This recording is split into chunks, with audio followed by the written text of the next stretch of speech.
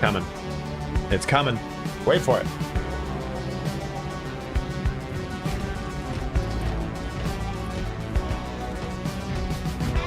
Ah, fucking love that riff. That's my brother's music.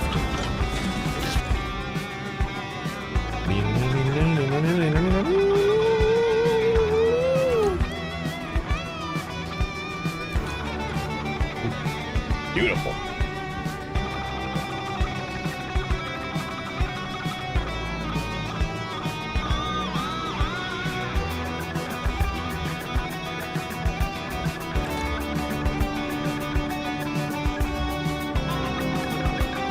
What's up, Arthur? How are you, man?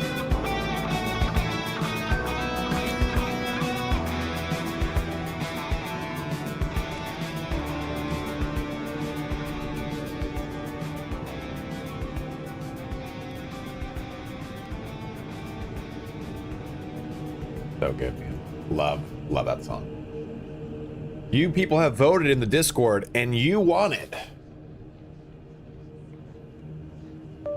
Space Marine. I figured I'd give Space Marine one more go because of the drops. I was going to play Warframe, but we'll be probably playing Warframe all next week, since we'll be ramping up for Borderlands 4 next week. Hoping Borderlands 4 goes well on the channel. Things aren't going well on the back end of the channel. And that's not scary for me, it's scary for me. I haven't tried the new Pyre Blaster.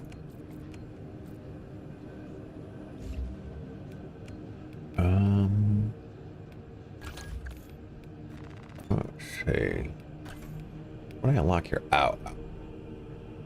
Okay. I like all that. What about this?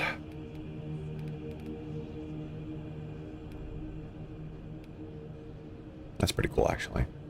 I just like this. It's pretty nice. The arms here. Oh, for sure. Space Daddy it up right there. And the legs. I guess we'll go with Space Wolf ones. These ones are... yeah, those are fine. We'll do that.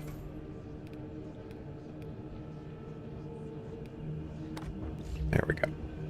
So that's pretty much a Space Wolf skin without the helmet. I don't know what cloak cancel is, my brother.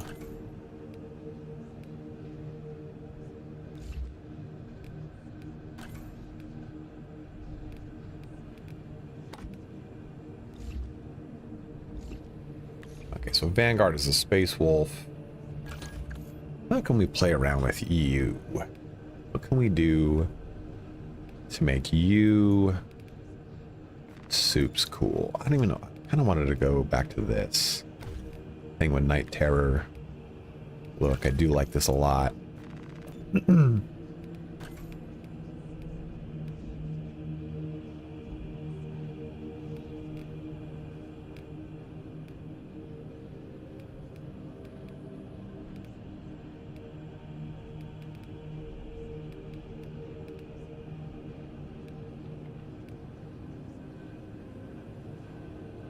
Unlock the Beaky? How dare I not unlock the Beaky?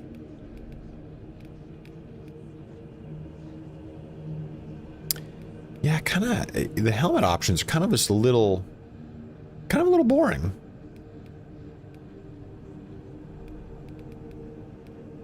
Like, I'd like to get like a different brush helmet, basically. Like, this isn't bad.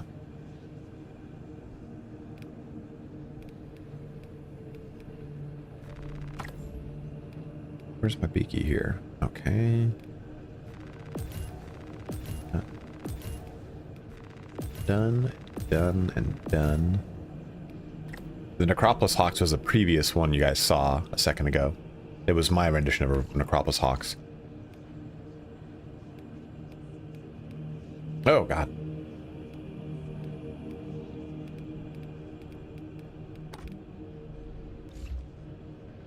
It's just, dude, why is the beak? Why is the Corvus pattern helmet so fucking cool? You know, riddle me that. You know, riddle fucking me that.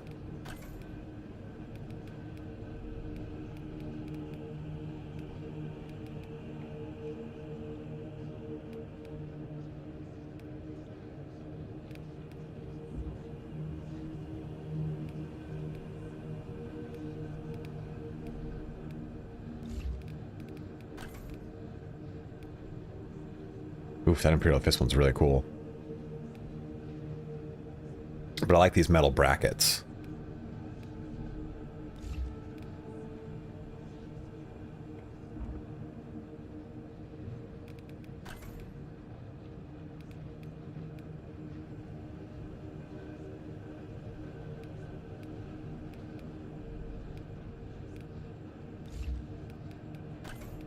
Is there not an adjoining, like... Oh, there is. This is not... Where's the adjoining, like, Blood Angels one?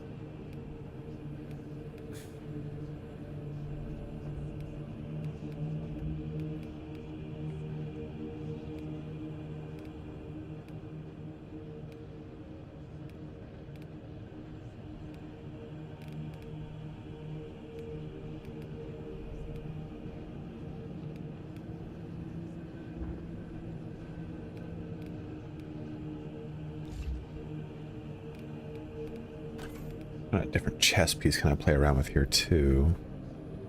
Okay, alright. I mean...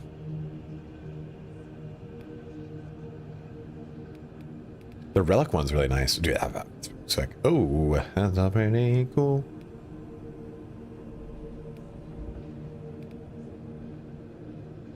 The White Scar ones look sick as well. That one looks really good. But this relic guard is fucking nice.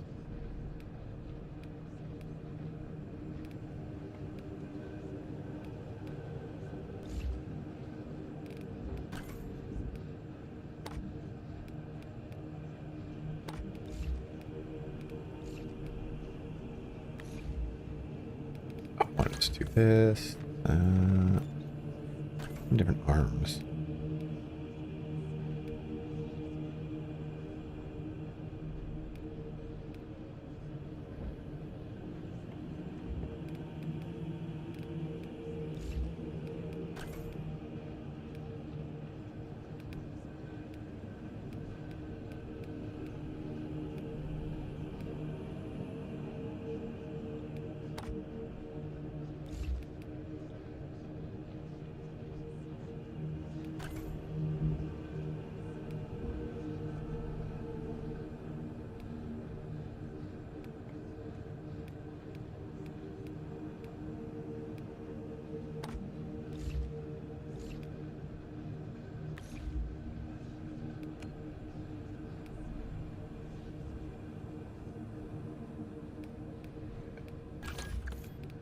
Kind of just, we're waiting for people to show up.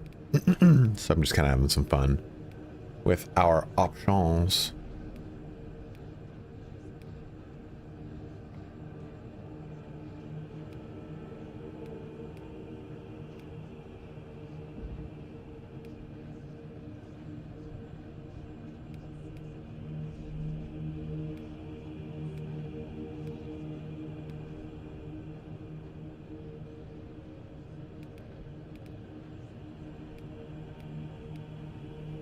Damn.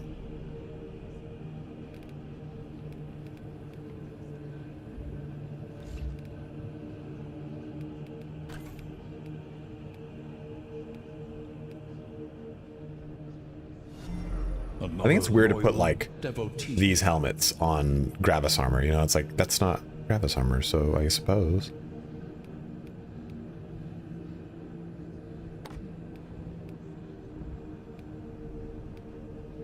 That's actually pretty sick. That helmet with Gravis armor looks really cool.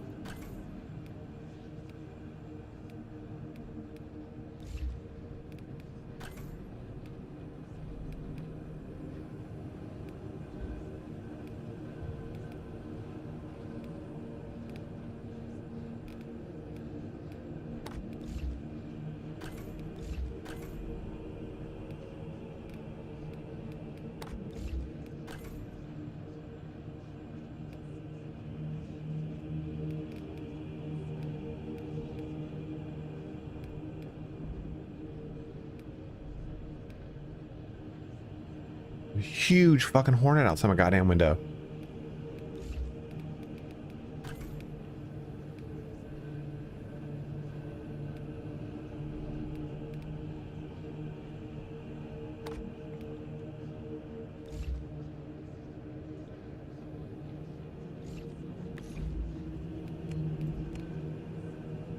And that looks so good too. Oh man, that fucking's good. That is so good. Oh fuck. That gets me penis hard. Do I want to play Bulwark or do I want to play Vanguard again? I'll do Vanguard again. Okay. Edit squad. It is time. There you go. Go ahead and join on in. We'll do some missions.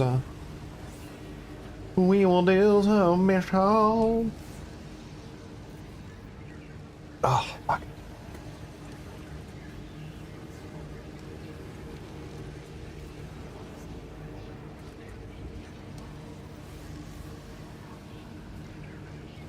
You know, it's cool that we're getting a new class.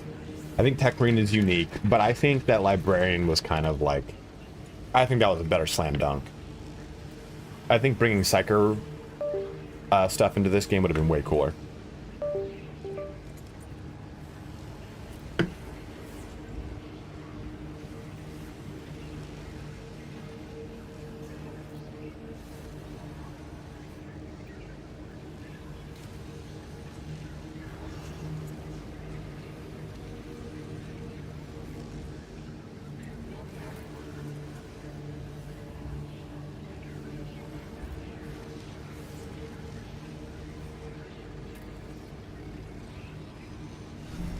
A steadfast supporter.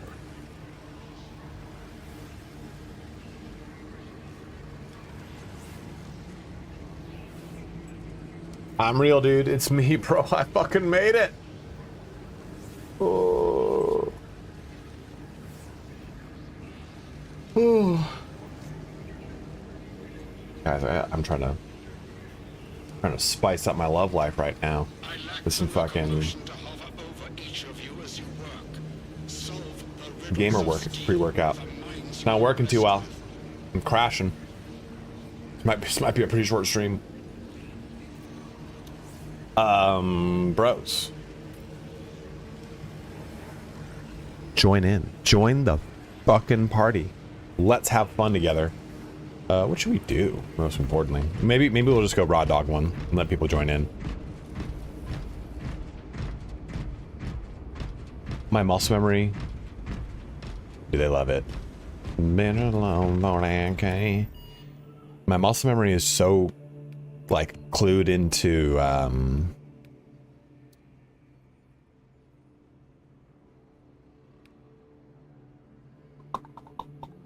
Warframe that it's kind of hard to play this game. This game is so, like, I'm so used to playing, like, an acrobatic space ninja. And now when I go to play this game, I'm like, why am I the slowest super soldier ever to have existed? What's up, Alpha? How you doing, man? Dude, Garuda is so fucking fun, Alpha. I've been playing with Garuda. That might be my new favorite Warframe. I got Volt Prime. Volt Prime's been good. I haven't touched Wukong yet. I was working on Cetus and getting that quest done.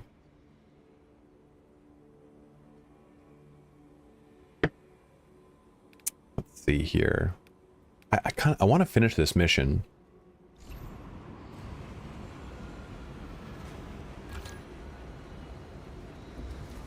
I might just rando queue up for that. I also want to just do a mission that I succeed to get experience to transfer this thing up to another level. So I might just do that too. Oh, what up, Reckless? Oh, Bratan. In fact, I'm gonna think we're gonna do a. We'll come down to a Ruthless. And let's do Inferno real quick. I just want a quick warm-up match.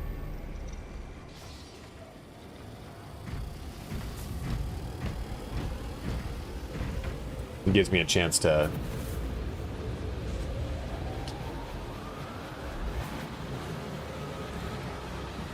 What's up, Elrath? Yeah, I saw that started. Oh, dude, look at that Imperial Fist Jump Lord. Look at that shit. That's sick as fuck.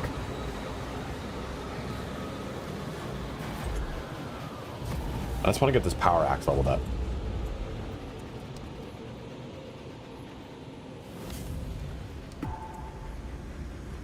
Spooky Grappe.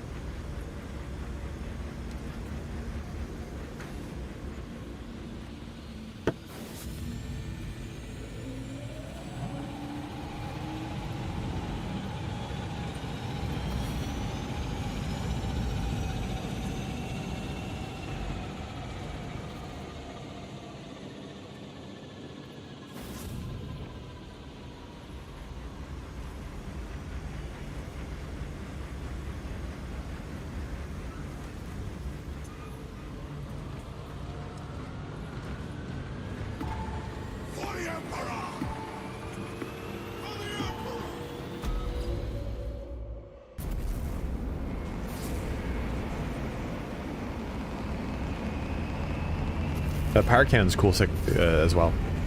That's on tactical. I don't see myself leveling that up anytime soon. I'll probably like I said, I'll play today.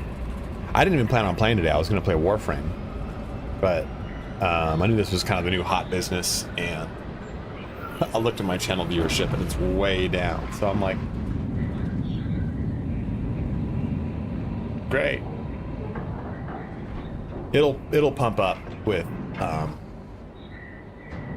Borderlands, but I'm gonna have to go hard in the paint. I'm gonna do like a promo video for Borderlands this coming week, kind of like your mission is to use the store Prometheum and the refinery to destroy the enemy swarm. Talk about like what Borderlands 4 is gonna have with it, what features, what kind of stuff is coming, what the end game is gonna look like, stuff like that. Get people kind of hyped up for it. You must then infiltrate the refinery and complete demolitions deployment. Trigger detonation only when the main swarm has entered the plaza zone. Thanks, Tidy. Captain Akaram will coordinate our efforts over Vox. I have been dying to carve up some seals. Even.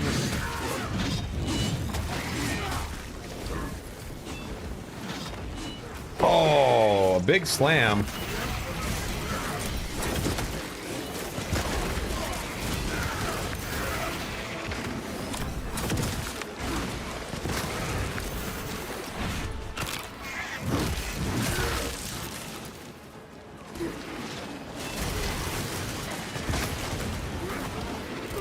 Oh shit. Oh my god, my...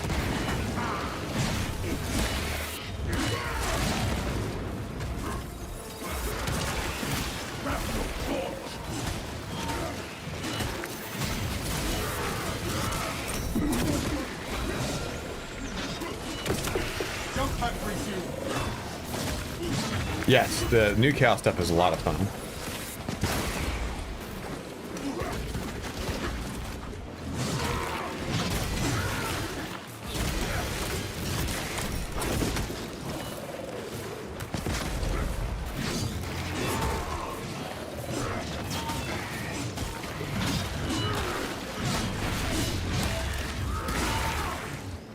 Oh man, that's cool as shit.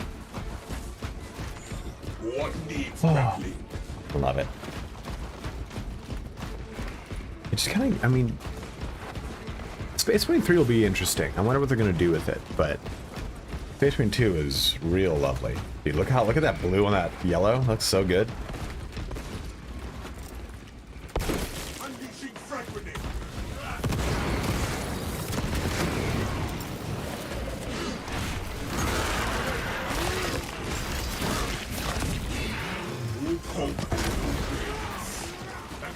Battle brother.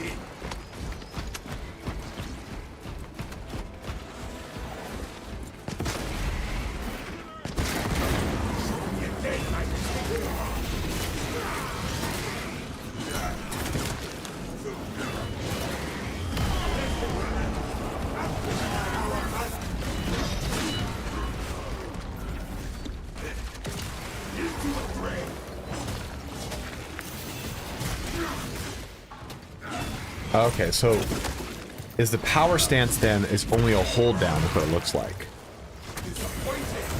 Oh fuck. Was the Carnifex? Why does it look smaller? Is it this just a me thing?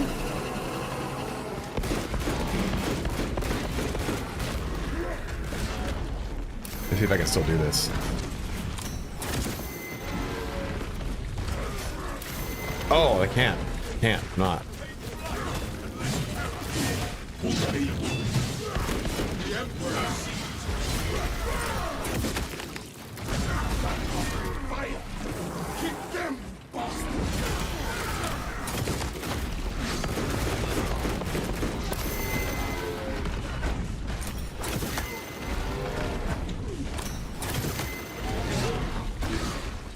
Oh, come on.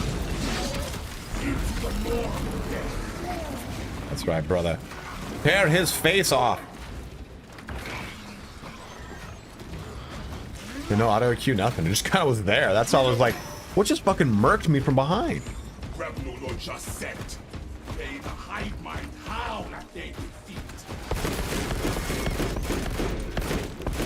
I do like that they changed some of the audio of things. That it feels a lot more impactful. Like, even just the way that the plasma pistol sounds so much better, so much more rugged. The heavy pistol has a little bit more oomph now too, which is cool. Give me that help. Yeah, I have. We did the weekly one. I'm doing this one solely to get the experience to level this up. I don't know if they changed it. Did they change how experience towards items is allocated in Overflow? Meaning, let's say I need 1 experience point to get to the next weapon tier, and I get 10,000 experience. Does it overflow into the next one, or do you lose 9,999 experience? That was a big gripe of mine. Yeah, I don't think they fixed that either. So, rather than doing a harder mission, which I want to do, I'd rather just get the level right now, then go do a harder mission and level up on this shit. I can level up on killing stuff. It's probably better that they take them.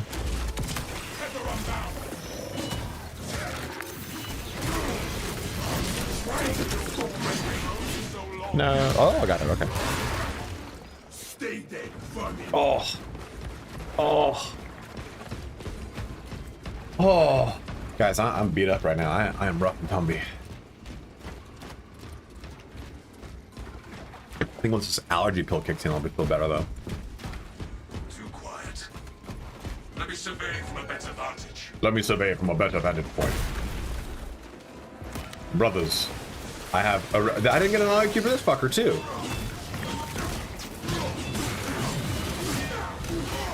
Man, that would have given me so much experience or health.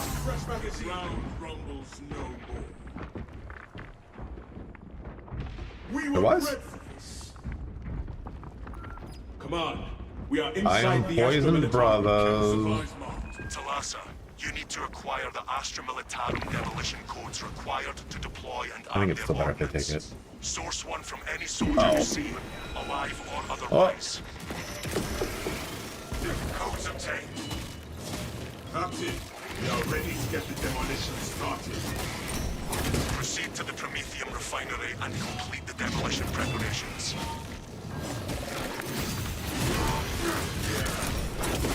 Damn.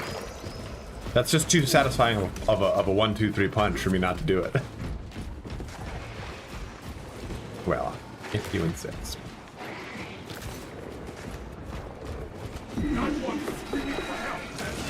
I'm coming!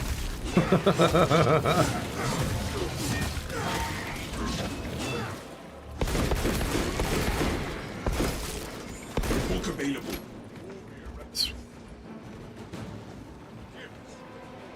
Video settings, my replay's not on. Fuck, of course, we're preparing to install. Did you want us to install this app that you didn't? Fucking motherfucker.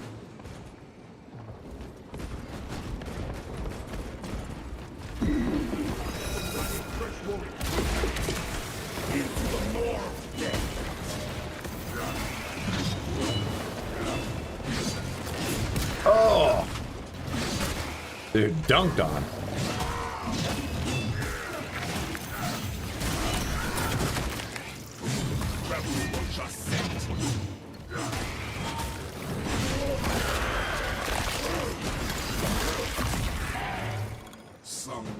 Done yet? Okay, cool, great. Yeah. No. Instant replay on. Perfect. Good. That's Space Puppy. No, dude, no. Did we get this? Is there anything up here that we got? Hey, Armoury data. Got that. I didn't see that happen. That wasn't there. And I'm just now holding up the whole fucking team.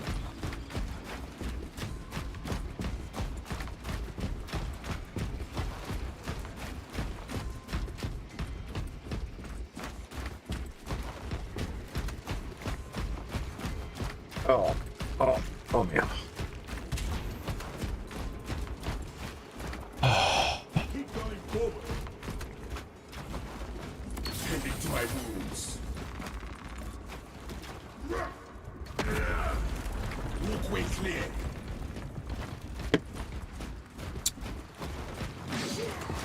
The lifeblood of the astronaut. Let us make good use of it. Oh shit.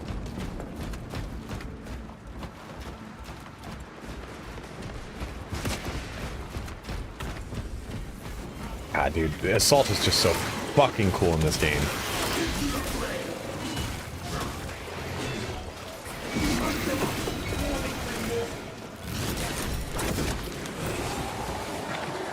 I heard that.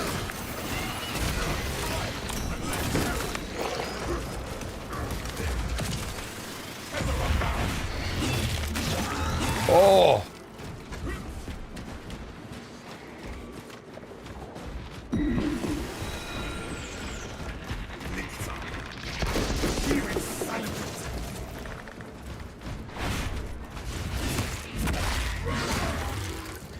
Disappointing.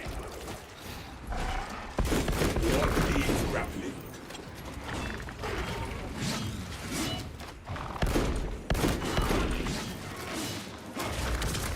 Closing the gap. Oh, damn.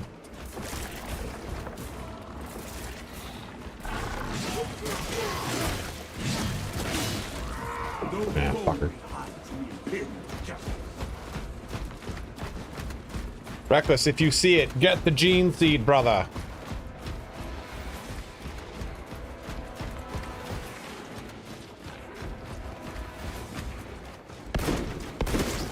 Swapping out magazine. Grapple launcher set.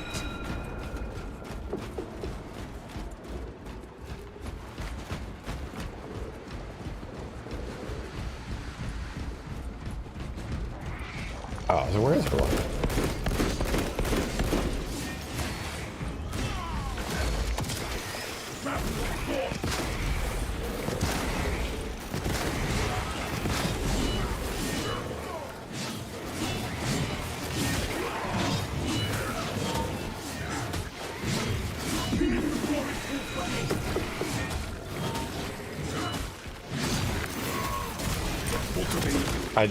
I really...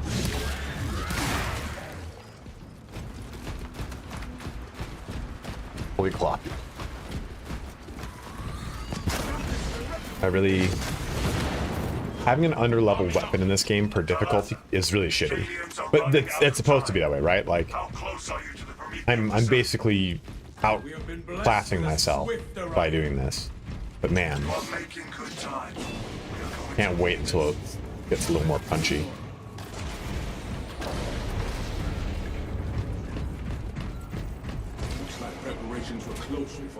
Reparation H. Use the codes to prime the bomb and finish its deployment into the crude Prometheum well.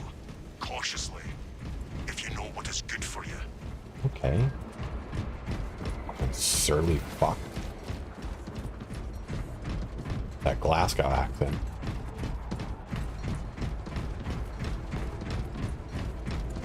Damn, nothing, huh? Melta charge primed. Deploying now. Rates of activation have been observed. The generators handling the machine. Would you guys want to watch me do a stream of Ultima Online? Crane sequencing initialized. I'm thinking of making a thief character. Well, I have a thief character. And just doing some thiefing around. I'm not good. I haven't. I'm playing on Outlands, which is a free shard, and it is way different of a rule set than launch, which I mean I was really fucking good at PvP on the retail server. With the retail server, like, it had necromancy in a different scope, it had chivalry in a different scope, it had bushido, it had all these different skills. So I had what was called a sampire, which is a samurai vampire that uses chivalry. Like, it was just so fucking insane. And man, I would beat bitches down. It was so, oops. I was so fun. And you just can't do that on Outland. The Outland doesn't have Bushido for one. And the way they do chivalry and necromancy is different than production.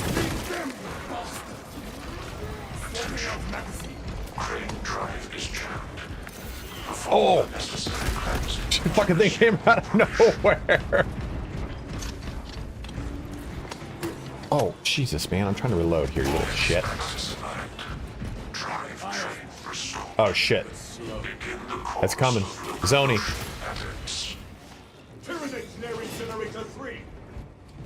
3 is down. No, it's up. Cross over here. Vibrations emitting from generator 3. Operator, bring it into harmony of time. Oh. Oh. Oh, daddy. Going in for it. I'm going in for it.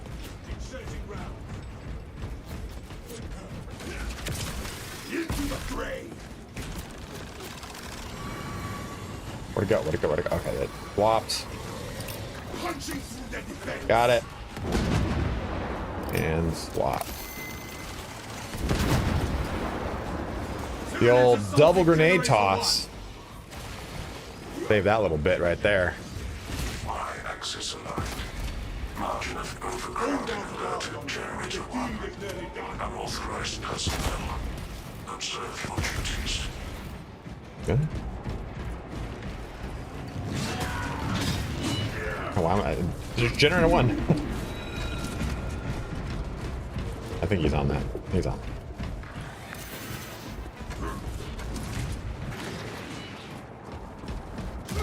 Close the gap.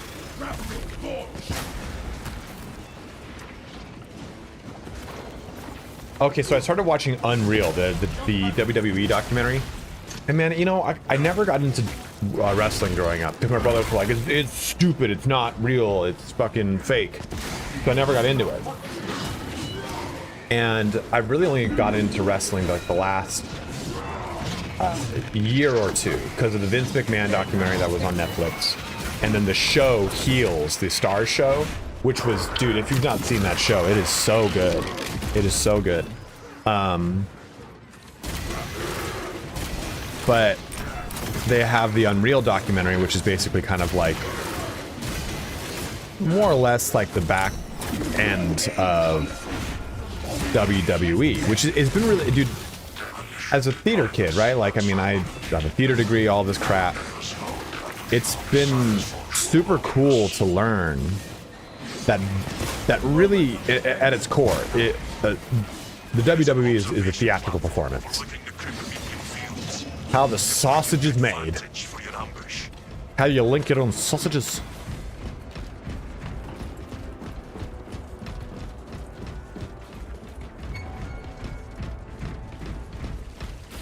You know what? So here's a mechanic that I really like from Warframe. That is in, I think it's in Destiny, but it's in very few examples. But I would love to see, I would have loved to have seen in this, evolving cosmetics that are linked to kills, missions, stuff like that, that aren't just strictly, hey, this is just a different cosmetic piece. But, okay, you're gonna get different, you're gonna add service studs. If you've done 500, you get service studs, 5 service studs in your fucking armor. Like, I think stuff like that where the grind is more, not necessarily you're not grinding for it, but it's a realization of effort. or killing 10,000 Tyranids across your career has earned you this evolution to this piece, you know? Like, I feel like stuff like that is very fun unlockables for PvP stuff like that, or PvE co-op stuff like this, without it being like, I have to do 150 of these missions, you know what I mean?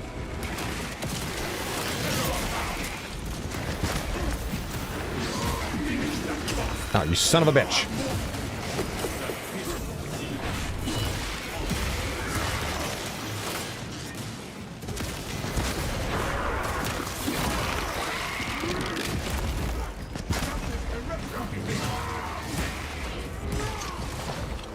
Man, we're almost out of gene seed swap. None of them have it, right? Oh.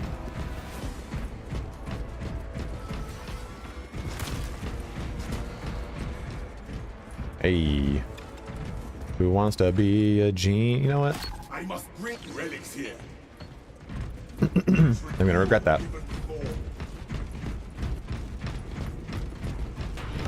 A new subscriber arrives. Determination. Amish Ranger, thank you so much. Guys, it is September. So if you've got a Prime sub you've not yet used, use it on me. And if you want to get a sub this month, it's like 30% off or some bullshit. So this is my full-time job, and it does really help me out. So thank you guys all so much for subs you've done in the past, subs you shall do in the future, and subs you have gifted and everything, guys. Thank you. You make it so easy being a... Run distraction efforts as long as you can. We will be your bulwark, Brother Titus. Rest assured. I will hold you to that. Used for weapons if it's a higher level. Agree, but I would love more games to do the Warframe account level will get used for the weapons if it's higher than weapon level. Really? Is that a thing? Is that how that works? Oh, dude. Amish or amazing. Oh, Hannah, you hot bitch, just gave out 5 tier 1 subs. You tricky. And then a tier 2 sub from Elrath. New subscriber arrives. It fills you with determination. Fucking liquid IV brings you back to life. Our modest fellowship expands. Praise the sub. Oh. My hype train. It's hyped. Our modest fellowship expands. Praise the sub. So what I might start doing, and you guys can tell me if you think this is interesting. No. Oh no. Oh. We might start doing, because it's September into October, spooky game streams. Like co-op stuff like Phantasmophobia, Demonologist, that all comes to mind. But would you guys want to watch me play a single? No. Would you want to watch me play a single player spooky game where I will guaranteed scream? And it's not like, oh, he's so funny. He screams a lot in video games. No, I'm a jumpy person. I am at all times expecting a ninja attack or a zombie invasion. Like, there's nothing like fun and quirky about it. I am genuinely a terrified man. Oh shit. I'll jump down. We'll do it down here.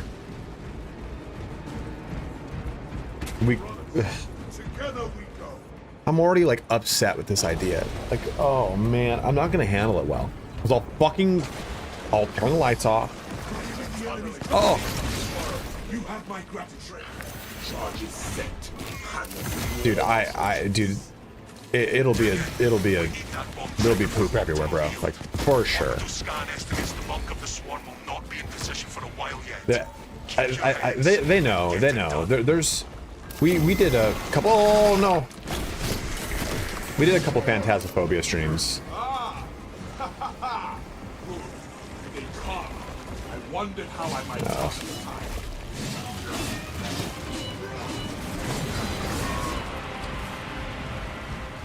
I will for sure shit myself without any recourse to any. Oh. Man.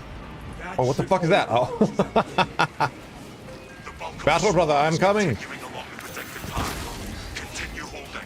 Battle brother, hold me through the orgasm.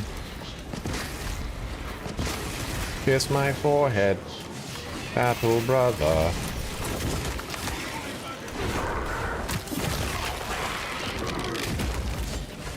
Hope and no wings. I need to reload. Got the deer. Oh no. I should probably start trying to like prestige maybe, but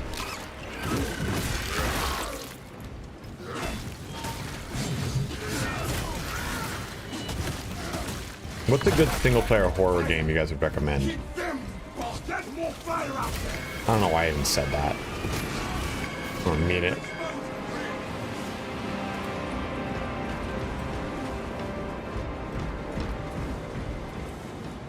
Consider it sacred sword. Fear was actually really good. I liked the balance of abject terror and fun of Fear. Fear was one of my favorite shooters of its era.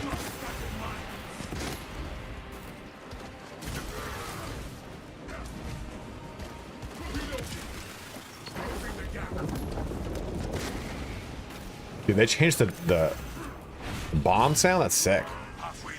Dying Light isn't Dying Light just come out?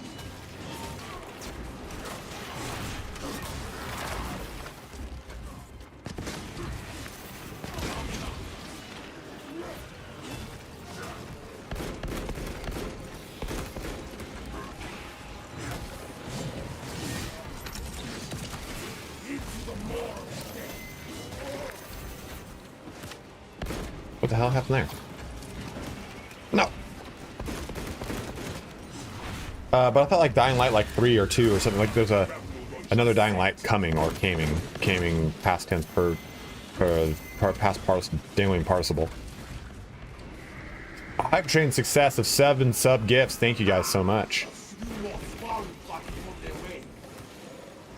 I shall do it.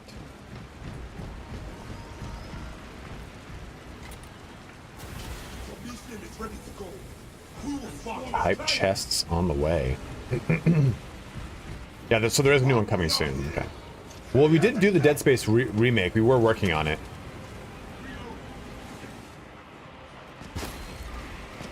Look at that, dude.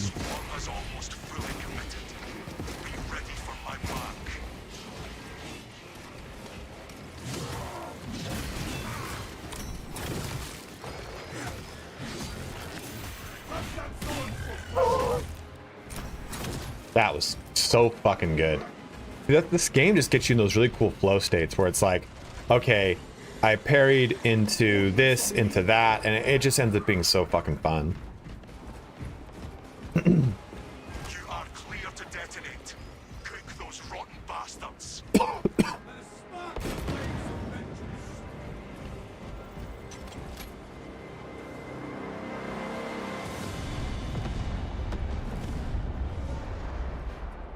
Titus, this is the start. I stand amidst the smoldering remains of our walls. Lieutenant Bioscience down 90% and falling. Swarm annihilation confirmed. Excellent work. Move to extract.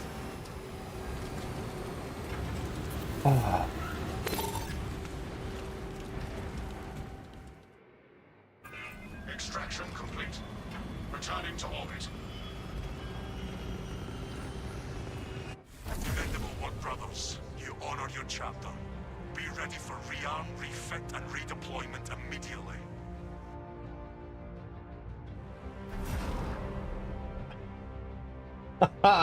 Everybody, Homestar 85. Dude, what a fucking Homestar might have one of the most beautiful penises anyone's ever seen in my life. All right, anyone's ever seen in their lives. Did you do traps today at the gym? You look like a fucking king cobra. Guys, check it out. Sparty left his damn neck. Dude, that was one of my favorite things. We after Whiskey Saturdays, which Homestar is a thief on Ultima Online. He's one of, not the best. He's probably the best. There's probably no competition. Baby, thank you so much for subbing up. He does the thing on Saturdays where he streams, just gets fucking shit wrecked. on Whiskey, and then he came into voice chat. We were playing EverQuest, and he goes, "There's a fucking guy who hasn't seen his neck in forever, dude. He's like a fucking king cobra, dude. He looks like a fucking serpent." And I'm like, dude, what a bro, you know, what a guy. We're gonna, Pone and I are gonna be scissoring in the wild streets of New Orleans in April next year. Oh man. Nolans.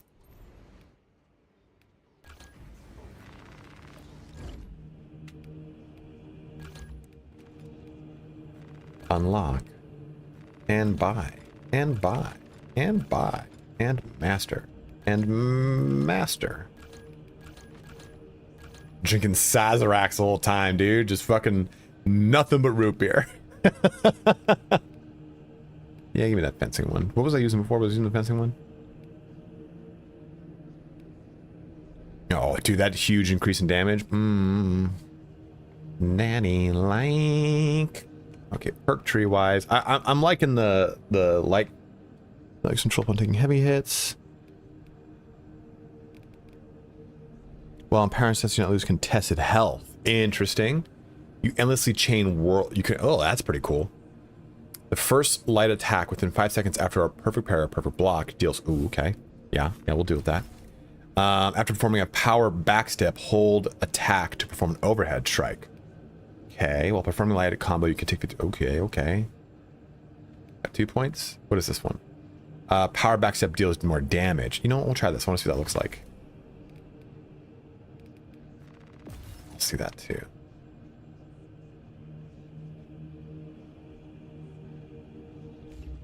I don't play the game enough, Murto. I don't really want to reset everything. Because I have to redo all this shit again, and I don't really necessarily want to do that. Like, if I did that today, Marto, I probably won't play again until there's another, like, significant drop. And so my character will just kind of be shitty. Because you're leveling through the levels again, right?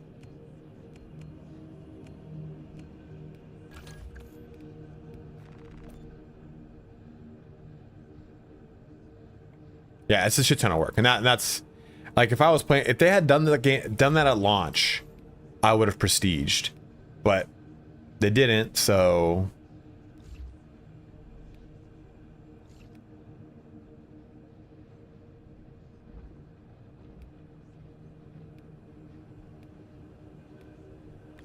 Reckless, thanks for following. Steadfast supporter.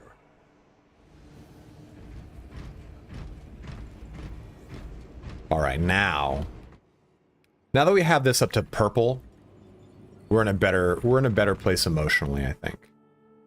Do we even? I don't. What? How do I get these again? Isn't this from? Oh, I have to claim them, don't I? Claim the ordeals.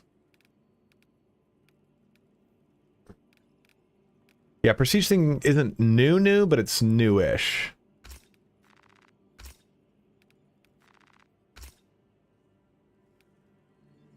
Yeah, but I'll be honest, it takes longer than, like, I care to spend time on. Like, I'm not going to play this game off stream anymore. I have, like, 600 hours in this game. And it's a good game. I'm not saying it's a bad game. But I just... You know, it's kind of like Darktide, man. You know, like... I put so much time and effort into, and hours into Darktide that it's really hard to want to play those games again once they've done big content drops. Yeah, it gets a little repetitive, and that's not a problem of the game, you know. It's just like, I just don't think. I mean, realistically, guys, I think there's a really weird relationship between expectation and development. I'm developing a video game that is meant to be played for X amount of time. My expectation as a consumer is infinite playstyle. And if I don't get that, I am review bombing. I just don't think that some games need to be played as much as they are played. And then the sentiment is always, game's dead now, bro. Like, I mean, the game came out. It did well. people played it a lot, and people moved on to other stuff, and they come back for certain things. You know, this expectation that games always need to be like if a game launches in, let's just say 100,000, because it's easy math, right? 100,000 people play on like the first 2 weeks. I mean, yeah, but what game was sustainably going to keep 100,000 players, you know? Like, and I think I use game population not as a metric of game success, a metric of should I keep covering that game? Because there's no way that I can continue to make money off of a game that has such low a low player base. Yeah, you know, MMOs though kind of live in a different sphere because they're like a revolving door of a player base where you will constantly have a solid baseline. Single player games suffer from the same thing that's just the rampant consumerism of video games, where people buy games, play them for 2 hours, to never pick them back up. There's a statistic somewhere about it. Like, okay, hey, let's do this. Let me see. See, only times I really don't like ChatGPT. I think it's, I think it's garbage in, garbage out. If you have a garbage query, you get garbage back. But what percentage of PC gamers complete, what percentage of PC gamers on Steam complete their video games? Or let's just say beat the video games in their library. I probably don't even need to use the ChatGPT for this. But heavily contextualized searches is what I use ChatGPT for. Like, remember we were talking about the other day, like casual sex trends comparison between the early millennium and now. That's how I like to use ChatGPT. We did like a couple streams back. Only a small fraction actually finished the games they own. A 2019, that's 6 years old. That's not relevant information. Only 14% of players complete the games that they own. So in general, about 1 in 7 games are actually finished. Even fewer players fully 100. I think that's 100%ing a game is not very common in general. But this is an interesting metric. Many games are never played at all. On average, 32.7% of games in a Steam user's library are completely unplayed. The median Steam user, the one that's smack dab in the middle of the distribution, yeah, that's the word median, has 51% of games they own they have never played once. Similarly, Ars Technica reported that of the 781 million recorded games on Steam, only about 63% have ever been played. Wow.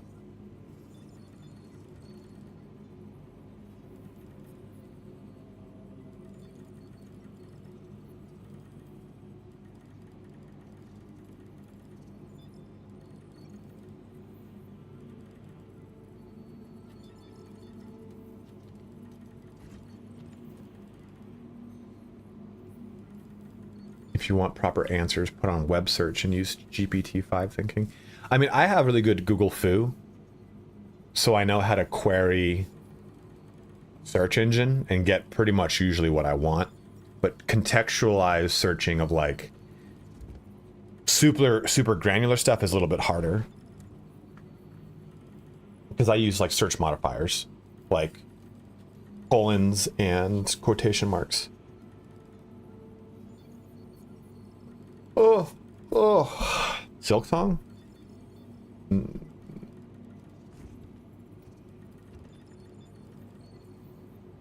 Silk Song, is that Hollow Knight? Shovel Knight?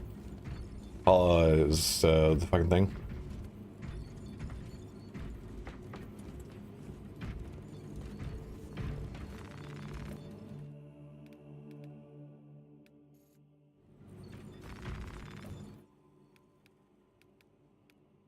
They're all claimed around, right? Yeah. Wanted to... Didn't I want to do something over here? I think I got all the rewards for Chaos. I did. Tyrannic War.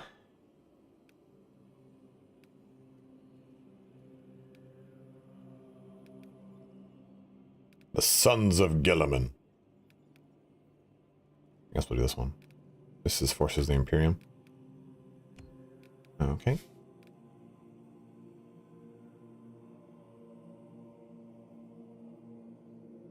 Yeah, it's kind of wild, right? Damn. Damn. Are they all 9? They always been 9? I feel like they were varying amounts at one point.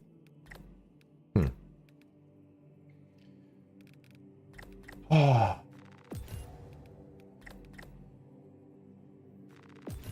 Hollow Knight Silksong released this Thursday. Yeah, I've never even played Hollow Knight.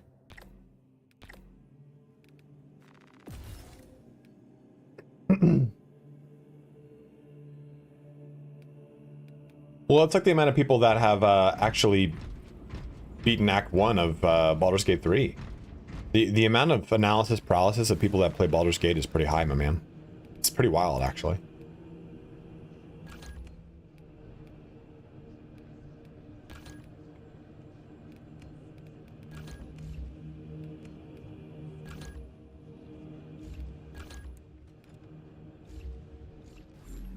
All right.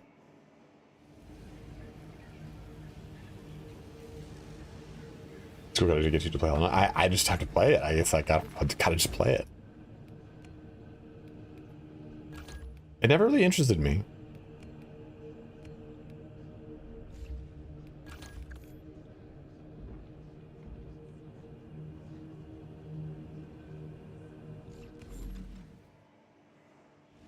I think we'll go back to Old Faithful. Yeah, absolutely. We're about to just do that right now. Let's open it up. Go ahead and join on in, guys. We're going to do the new mission on the second hardest or the hardest difficulty.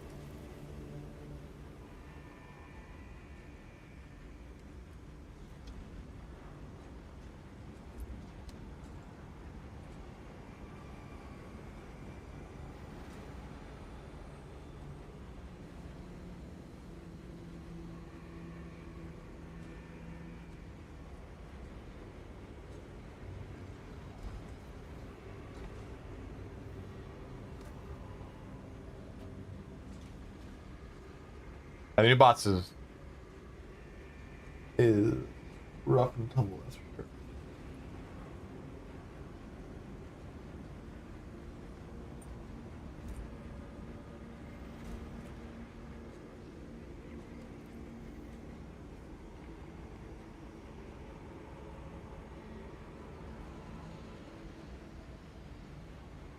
All right, Apple Blue, have a good one, dude. Anyone else joining in before we just rando our last slot? Yeah, there's tons of people to play with for sure. I mean, right now especially, right? Like, DMDB. Dude, Path of Exile 2 is up to 258,000 people playing. Good for them.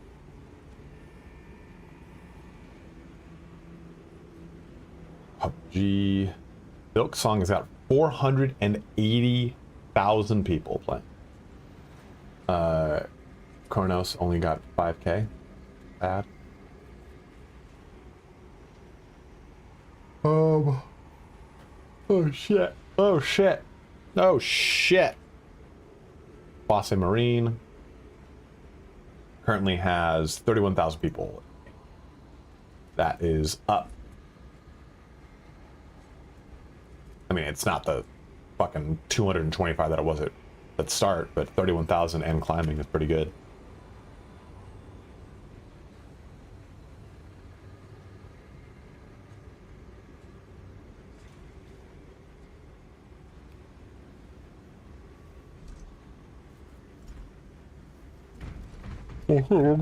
Wow, Jesus Christ, man.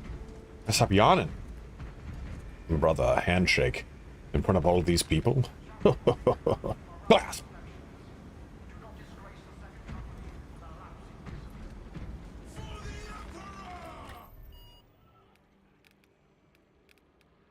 We're going back to lethal.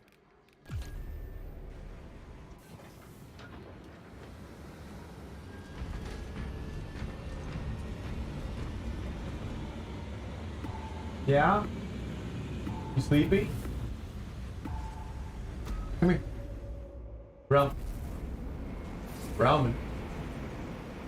Roman. Why don't you love me? You know what? Fine.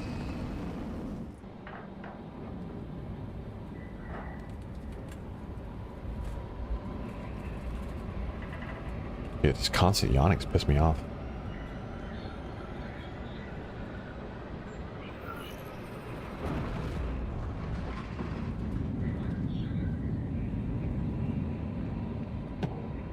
I even took an allergy pill with Sudafed in it to really just give me that fucking boost. I forgot to take my allergy pill last night, so I can't take... I take a 24-hour allergy pill. So if I forget to take it, I have to take a 12-hour one. So I can stack it back up. Get back on my cycle. Have you ever had a cat? Rob has 2 cats. Had 2 cats. And I lived with Rob for 3 years.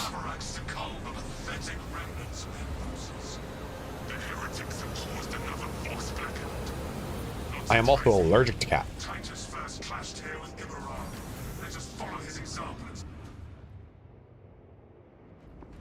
The clashes between the heretics and the Xenos have reduced the landing zone to rubble.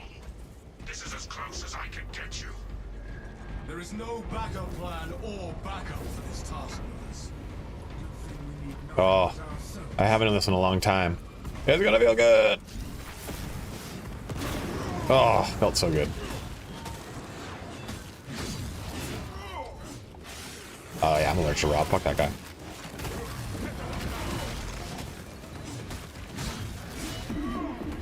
Oh shit.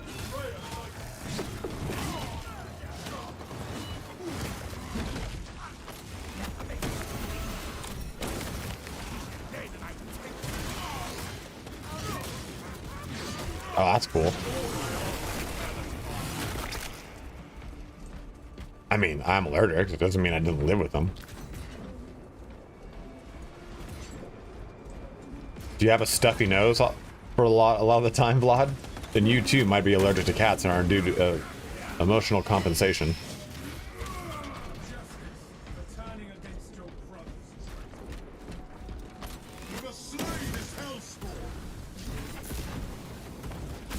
Oh.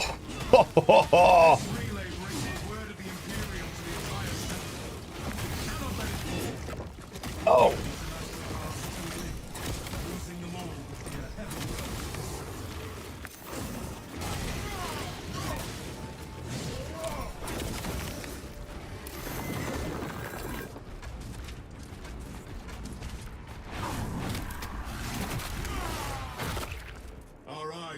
I am covered in gore. Al Gore. Not my best joke, but I did say it. I'm gonna stick with it.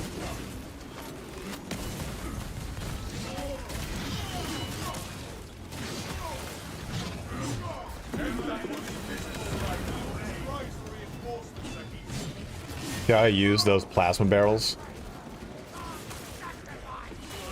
Can you smell things? If you can smell things, you probably don't have allergies. Or if you don't get red, puffy, itchy eyes. I kind of just got a stuffed up nose around cats. That's what happens to me. Oh, the gene seed. Eat it, metal nerd.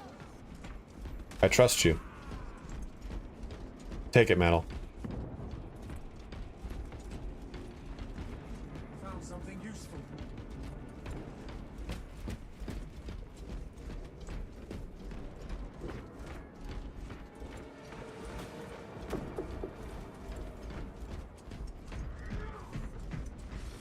This is a...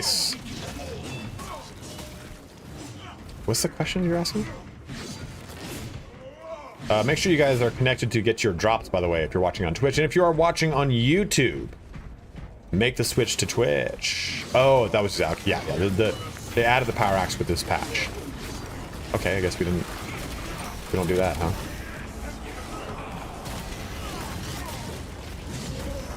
That the responding like overhead strike is really cool.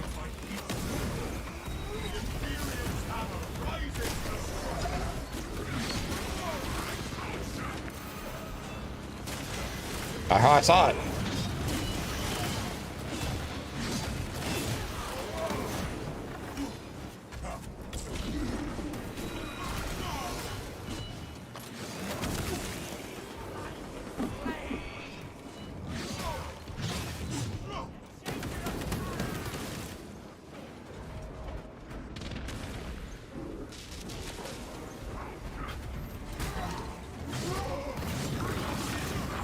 Son of a bitch.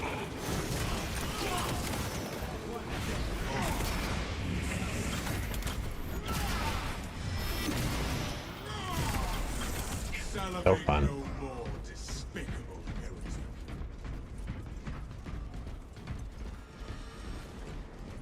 I think what I like about it is that Power Sword, you choose the difference between Power Stance and other stance, right?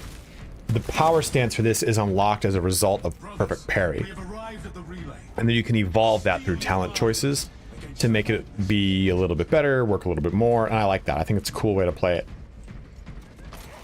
Versus, like, kind of having to do it as a move set. So when I Perfect Parry, he brings the axe like above his head and it's on, that's Power Stance. And then you basically drop backwards into like a big shockwave attack. And then I just got a perk that after you do that, you do an overhead strike. So it's pretty cool wombo combo.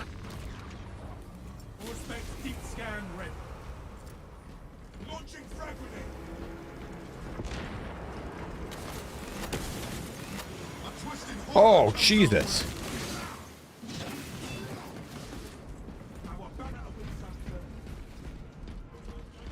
I do need the Xenophage blade. I do not have that yet. I will probably not get it anytime soon, though.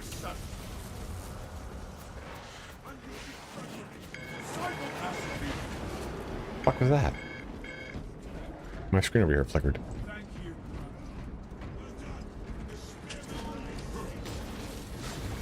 If you guys have a Prime sub you've not yet used this month, use it on me. And remember, it is September, so subs are like 30% off or something. Oh, fuck you, eh? Also super helpful.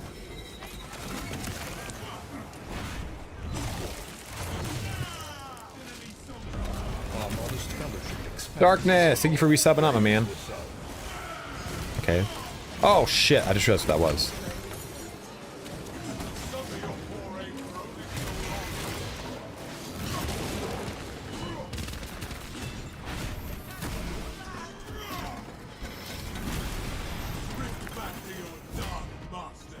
Oh shit.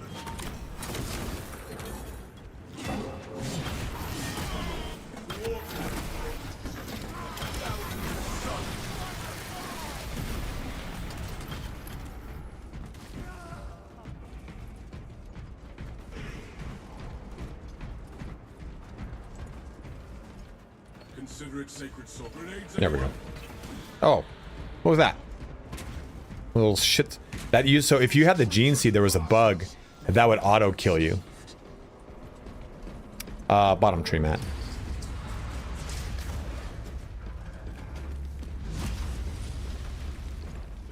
I remember a storage crate of human corpses falling down, but that happened, I suppose.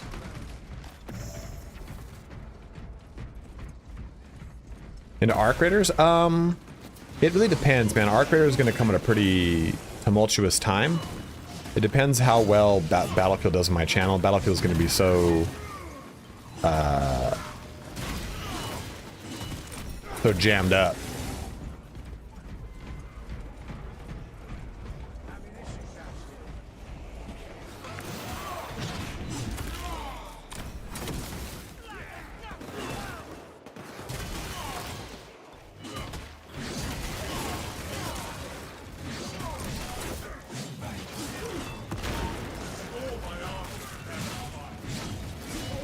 Dark Raiders is supposed to come out the middle or end of October, right? 160 of you guys jumping in here today. Thanks so much for watching here today. Holy fucker. Oh, okay, we're...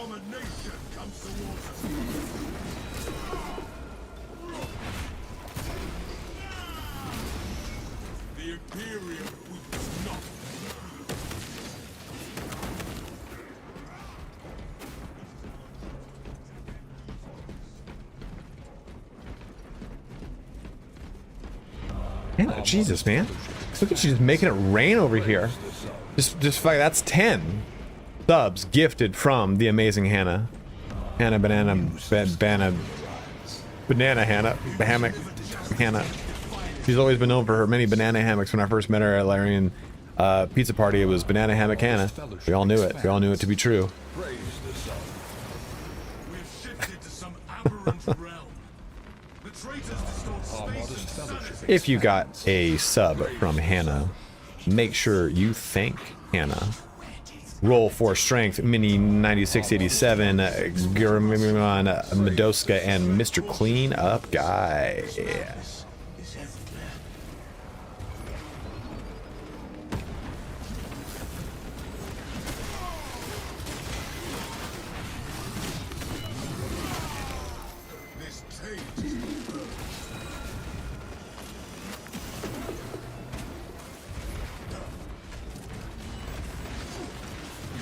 I do, honestly, I love me the fist, baby. I love a good fisting.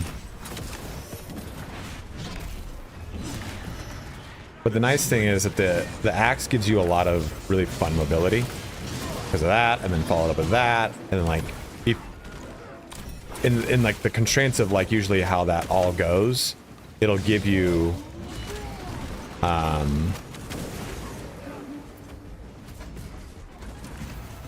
follow-up gun strike. That's the name of it.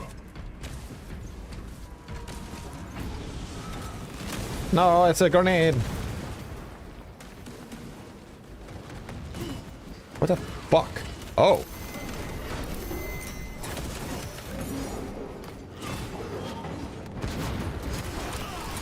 Which part?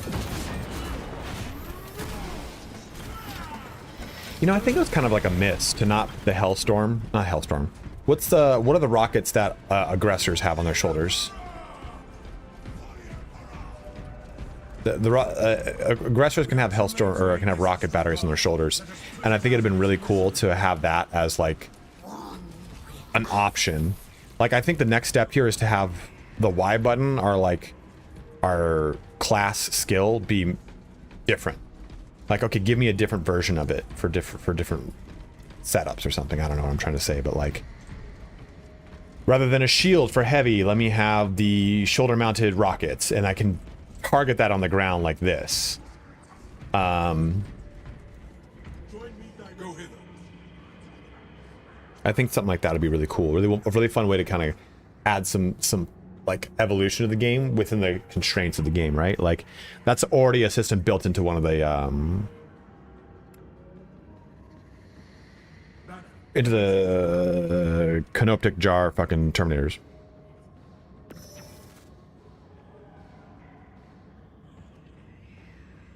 Our destiny lies onward.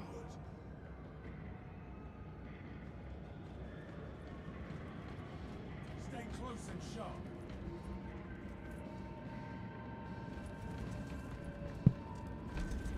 Don't apologize. It's no big deal, man. It ain't no thing. I see you, champion in the ether. Approach and binge upon this. I didn't see that one. Where is that, Matt? My axe is not leveled up, so I'm kind of just. I took the bottom tree because it felt better in leveling.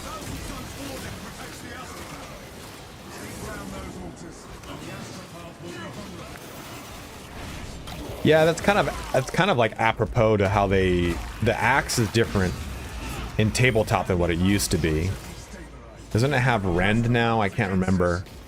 But axes and swords react differently.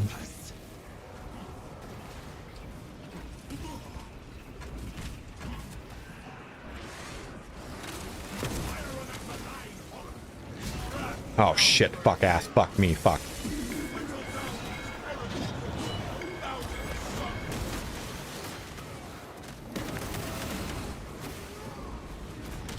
No, no, it's not gonna be good.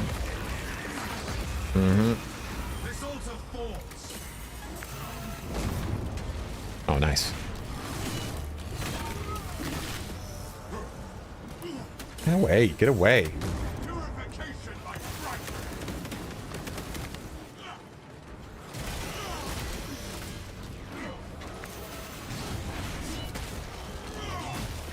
Oh, I don't even think I'm there, like, with, like, raw capability yet.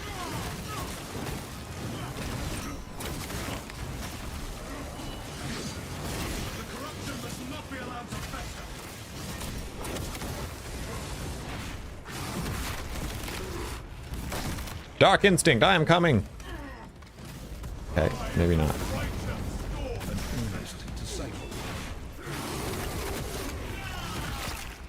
You know, oh shit.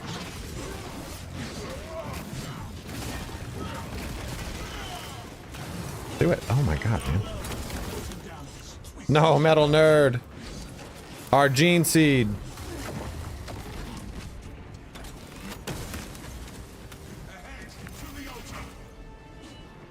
My own grenade.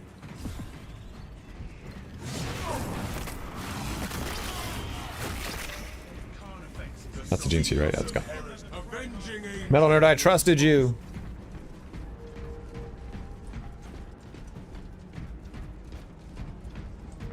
And grenade has an E in it. Our purity of purpose will prove stronger.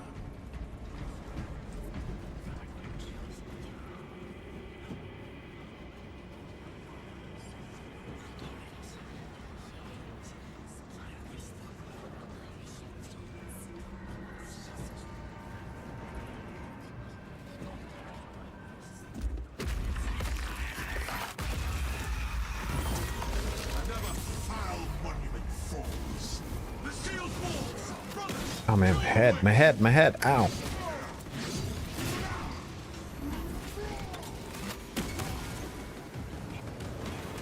I have to attend the gala this very evening. I'm going to like an R&B thing. Oh fuck me. Oh fuck me. Damn it, I thought I could get that over in time. Oh shit, dude. Okay, I'll fuck that guy up.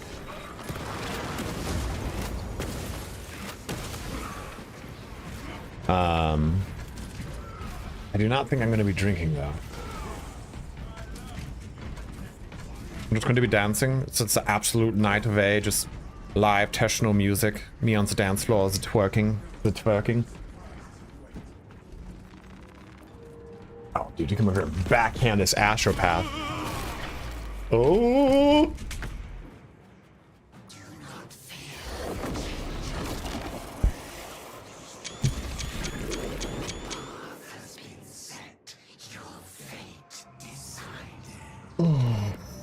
The new locust does not change our objective. Got a couple pictures there. You know, I love the metal nerd that you're using the auto bolt gun because I fucking love it.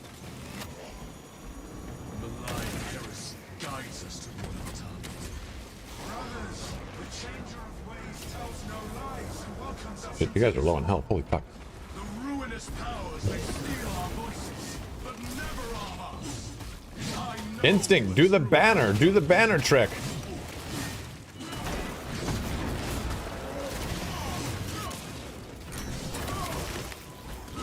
Become a beast.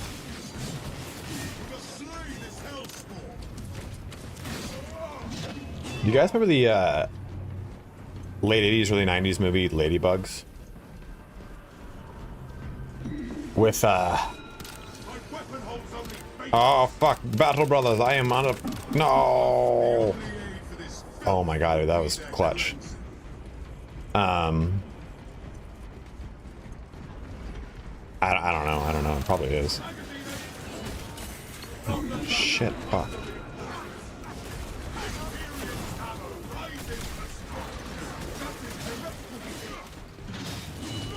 with Rodney Dangerfield, where he basically, he's like, we want to win.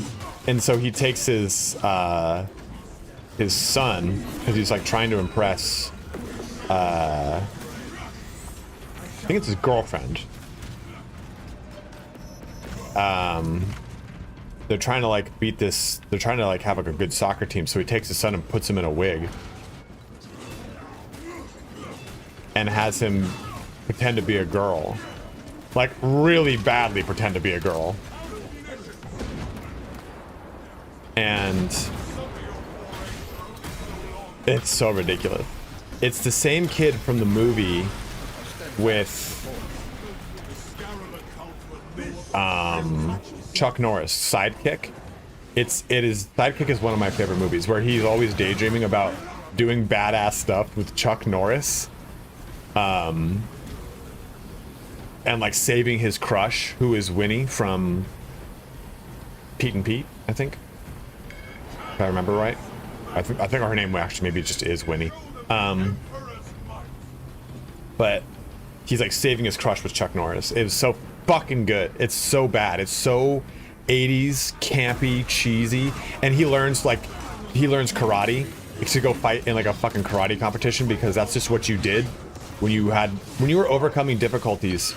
Nothing says like overcoming your personal obstacles in life like a ripping karate tournament.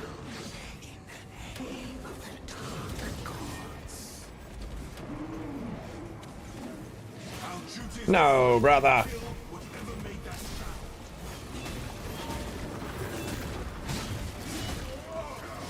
Oh, brother, no. I would have gotten you up. You could have saved it. No. I shall wait until all. I am airborne ready. Damn. Gill Issue Gaming 87, thank you for subbing up here. Also born in 1987. You and I are old.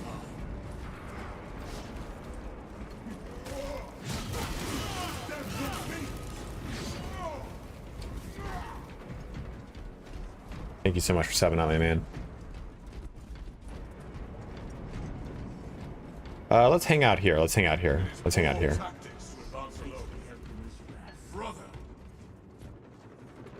What the fuck's the button?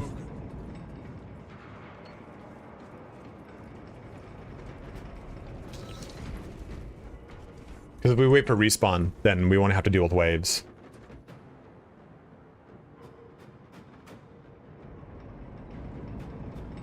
Dark Instinct joined us, right? Yeah, he joined us after the fact. Oh, he's not a stream watcher.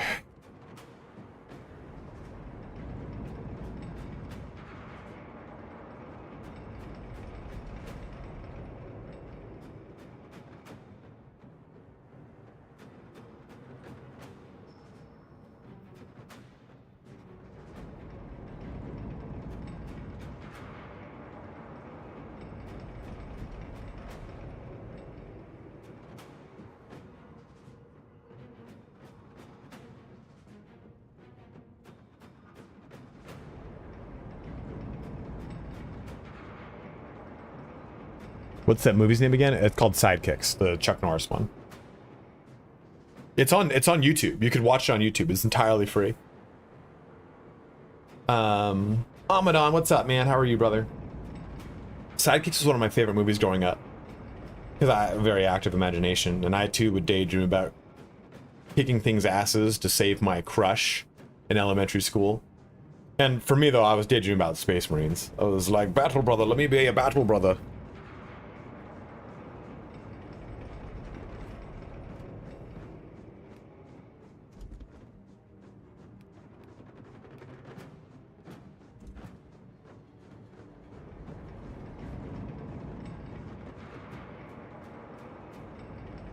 Yeah, Keel Island is Chuck Norris. And then, like, Chuck Norris is, like, the...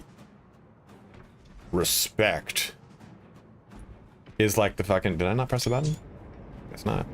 Is, like, the judge at the karate tournament. You know, it'd be fun to do watch-along. Like, some watch-alongs here and there on Twitch. and like stop movies and talk about certain things. Dude, Bloodsport is another one of my favorite movies, and it's fucking absurd. The pretense of the movie Bloodsport is absurd. I'm gonna sneeze. Ah!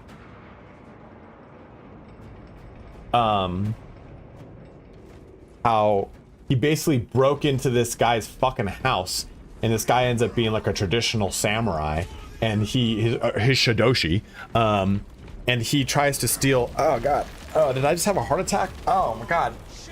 Oh, you know when you have one of those sneezes that radiates through your body? Oh. I'm on a stroke, I think.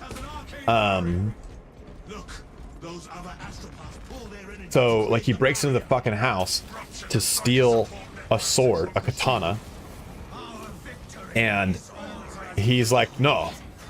And it's like super like 80s campy racist, you know? Where it's like, oh, I am a Japanese, I must speak like this, you know? Like, it couldn't possibly be like he could be Americanized by now, you know? And just like not have an accent, like no, like it's super over the top, and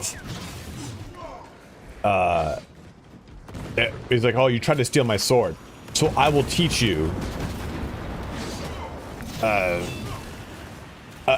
will teach you, like, not Japanese martial art. Like that's like kind of one of the things is like the movie is like, oh, Bloodsport, he's not doing oh shit, he doesn't like learn the way of the bushi or anything. Like, he just straight up fucking like learns every type of martial art. Oh fuck, what the fuck? Oh, it's this thing, I forgot. To then go fight in the kumite, because that's his like master's dying wish, because he's like disgraced in it or something. It's so fucking good. I think that we kind of lost the script somewhere along the way in our action movies, and I think it's because people think they have their fucking opinion is valid, and we gave too much power to people like critics of all shapes and sizes of any medium, any art form, any medium, anything like that. Like, I fucking like I find the Michael Bay movies to be a little trite. I'm like, it's robot porn, dude. I'm watching Transformers beat the shit out of themselves. Like, there's no like the plot hole is the plot. Like, yeah, absolutely. I want it that way. Like, I don't want to watch a fucking Transformers movie where I'm like, wow, this engaging B plot really got me through it with the twist. Like, come on, man. Like, I just think people think their fucking shit doesn't stink, and I think that they think as a result that their opinion on any kind of art that they cannot do. I think that's an important thing to denote, is very few critics are participants in the art that they criticize. The only time I can say that that's really not the case is usually sports. Sports announcers, sports reporters typically have some sort of sport background, either through practical means of actually competing in that sport, or, hey, I'm an exercise science, I'm a specialist in this, I've somehow touched this. I don't know many video game reviewers that are former developers. In fact, video game press in general, YouTubers. I'm a YouTuber. I'm not a developer. I do happen to have a lot of really good relationships with developers, and I know how the back end works, and I've shipped AAA titles before, so I actually like get it. But I mean, you guys ever watching my reviews? They're never negative. And a lot of people will make comments on that and be like, you're a fucking coward. They're still like, you take a stance. I'm like, no, man, fuck you. I'm not going to take a stance. I enjoy bad things sometimes. I don't need to... Not everything needs to be vilified. Not everything needs to be criticized down to its lowest common denominator, right? Like, things can be taken on the merit of good and bad. Or, like, I remember when the Castlevania Lord of Shadows game came out, it didn't review well, so it didn't sell well, because this was a time prior to like mass consumption of like a YouTube. So the only way people knew games were good were by critical response. And it had come out maybe a year or two after God of War. And this was also a time when there was quite a few God of War clones. So Castlevania Lord of Shadows, which is a fucking great game, was constantly called derivative by critics. Like, personally I found it to be a little too much like God of War. Like, dude, so fucking what? It's a good system. Now we have a whole genre that is applied to those things. Roguelite, From Software games, or Souls-like games, and we love them, right? We don't say that they're derivative. We say, oh, it's a Souls-like. Cool, it's got a system that works. Like, that's what I mean.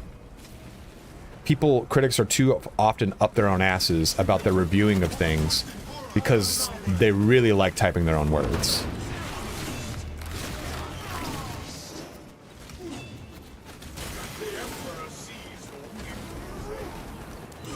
I would do a watch party. I think it'd be fun. I think that gamer pre-workout's kicking in. I just diatribe like a motherfucker. A soliloquy. A monologue to the audience that lets them know my feelings about something. Into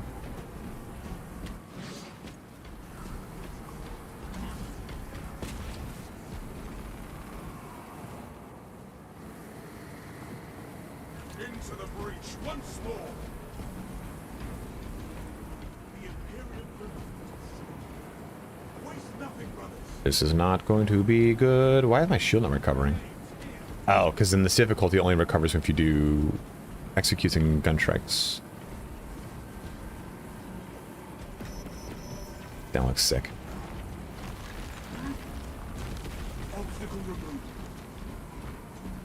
Am I alone here? Was that like a solo thought on critics?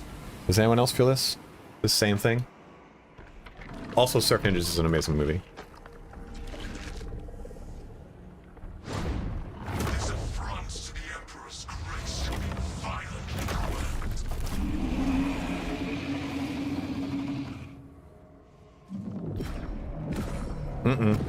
Attack that beast, brothers.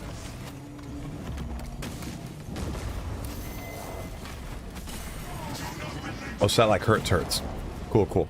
The demon beast has escaped. Oh. We're caught in its wake. They already made a VR Warhammer game, and I won't play it. Auspex cannot identify our position. Malevolence tears at us. Oh, we just have to get past him. Damn, I didn't know that. Is that a pool of light? I am free from that madness. That beast will know my wrath.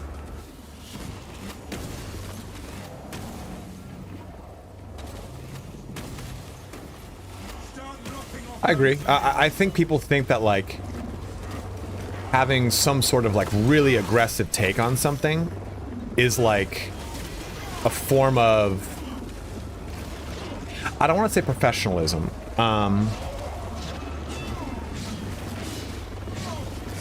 Maturity, maybe? Like, to say things are trash, that's actually dog water. I think that people think that that's what adults do. That's what we do when we're solidified and we know what we want. And I think that, like, being aggressively, staunchly one-dimensional in your take on anything makes you immature. Oh shit, Dark Instinct, I should have given it to you. Here's another one. Damn it. Oh! Stim injectors here.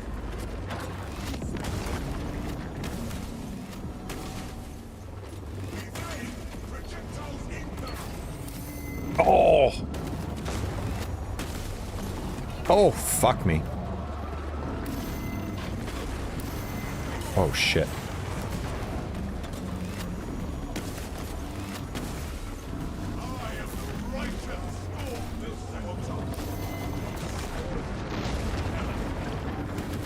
No, shoot it. There we go. Oh, okay. I know this one. Munitions until we take down that arcade barrier. Will this grotesquerie never end? This grotesquerie. Touch that beast, brothers.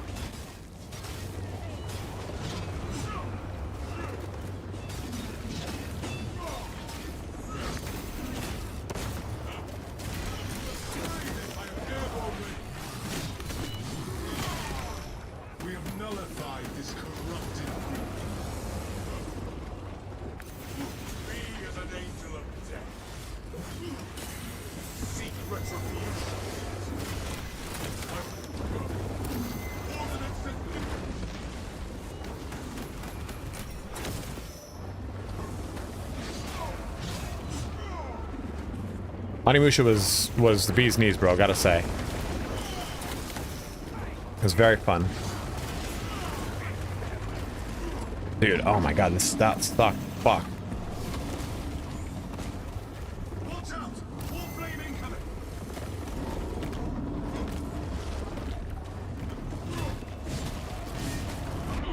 No!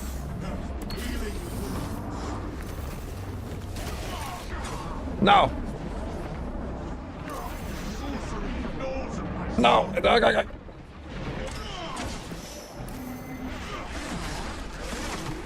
Corsair would just come right for me. Exactly what I was hoping it would do. Uh-huh. I was hoping it would do exactly what it's doing right now. Get away, get away. Oh. Ah, fuck, dude. Camera couldn't fucking get around to it. Do not let it skewer you. Oh, don't let it skewer you. It skewered him. Battle, brother, run! We just can't get this fucker down, dude.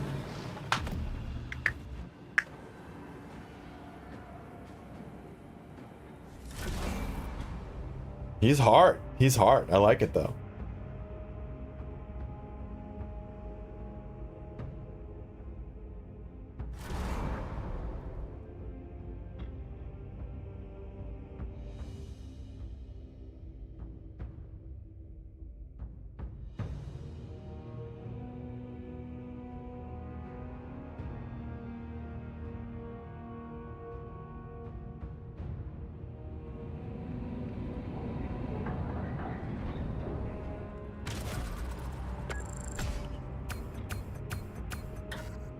I don't think it's bullshit. I think it's pretty.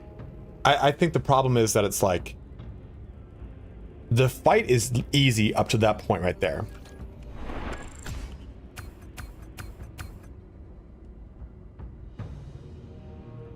That's when it really kind of gets out of control because you need to really be on your toes. And if you're fighting other bullshit, you can't be on the toesy woesies.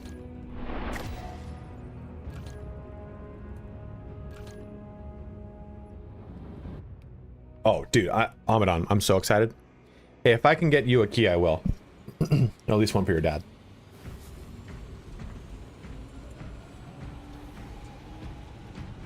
I think I might switch. I gotta piss like a motherfucker, too. I'm gonna go pee real quick. I'll be right back. Oh, my legs are not a wonderland. Oh.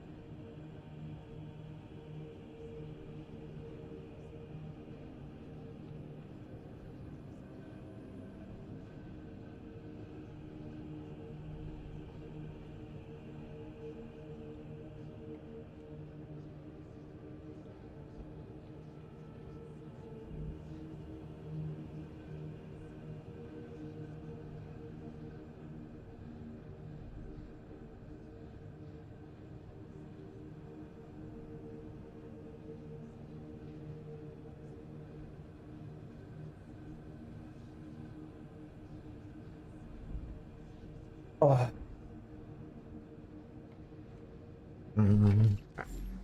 what's everyone at? Okay, so Metal Nerd, you are still on that one. I think I go just try hard.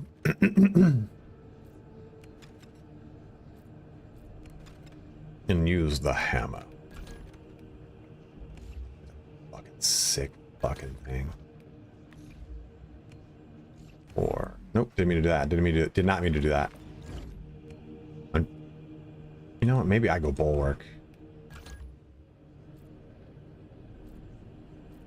Does the fist come?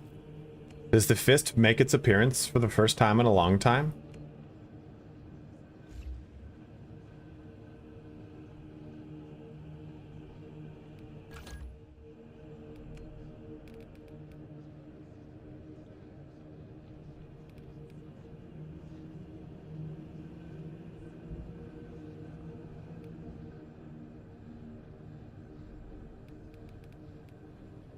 Oh, that guy's a bulwark. Okay, never mind.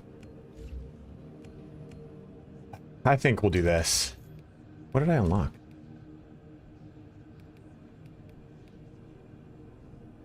The Praetors of Orpheus. The Void Trident's such a cool screen. Would you guys listen to me narrate an audiobook? Do I have the "I'm gonna put you to sleep" voice? Is it there?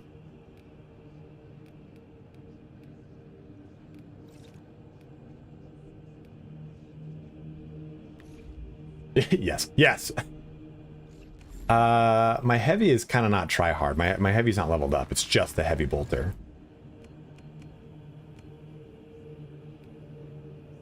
I could do the heavy though. I haven't played heavy in fucking ever.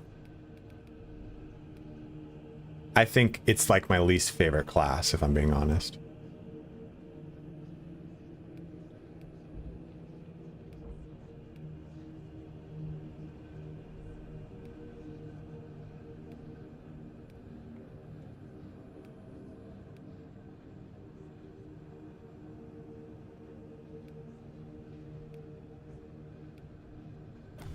It's pretty sick. If sure, I can go tactical if you want. Yeah, I can do that. It's pretty much. I mean, the bolt rifle is. I do actually like the heavy bolt gun a lot. Heavy bolt rifle, I mean.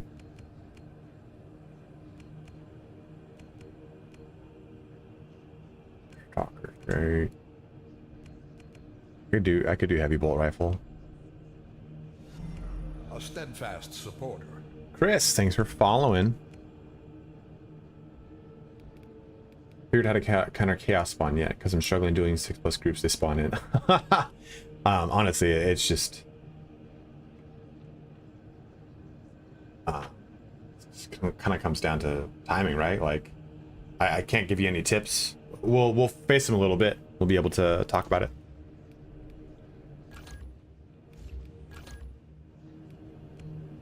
I have extra perks. Why is it telling me that? Oh, it's these two. Yeah, let's do this. Let's go chainsword. Yeah. I would love to be like a narrator for a game. Like, as much as I want to do like voice acting and being like a character voice actor, I think it'd be fun just to be a narrator. It is a little difficult for me to do scripted stuff. I feel like my non-scripted voice is more endearing than my scripted voice. But yeah, imagine me being like the narrator for like a Pillars of Eternity 3. Which is technically, what the fuck's it called? It's like a game that came out. Like, yeah, exactly. Like, it is dripping with ichor. You open the chest, and it is filled. Avowed, yes. That's in the Pillars of Eternity universe. And the chest smells like it had a body in it.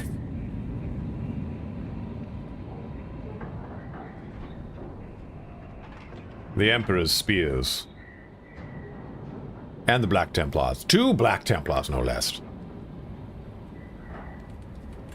Bruce Campbell in Spider-Man games. Oh, that's pretty cool right there. I used to play so fucking much Company... No. City of Villains. I loved City of Villains. City of Heroes is okay. City of Villains is way better. I am glad we have been ordered back to Avarax. We can finally... Yeah, the narrator for Baldur's Gate 3 is amazing. Communication is disrupted. Sorcery is the likely cause. Titus first clashed here with Avarax. I'm reading that book right now, Chris. Example and strike down. The clashes between the heretics and the Xenos have reduced the landing zone to rumble. You need to narrate a tongue-in-cheek game like Curse of Monkey Island. That would actually be pretty funny. Resilient can spare no other support or resources for this mission. We are on our own. It matters not the trials ahead. Our duty compels us forward. Tactical is a constant fun time.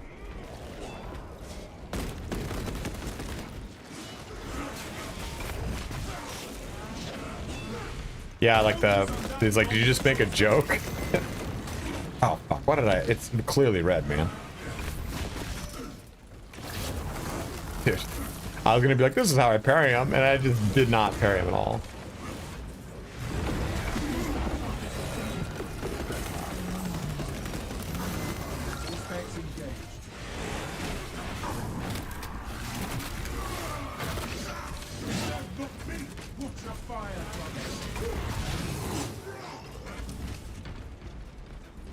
Yeah, that one.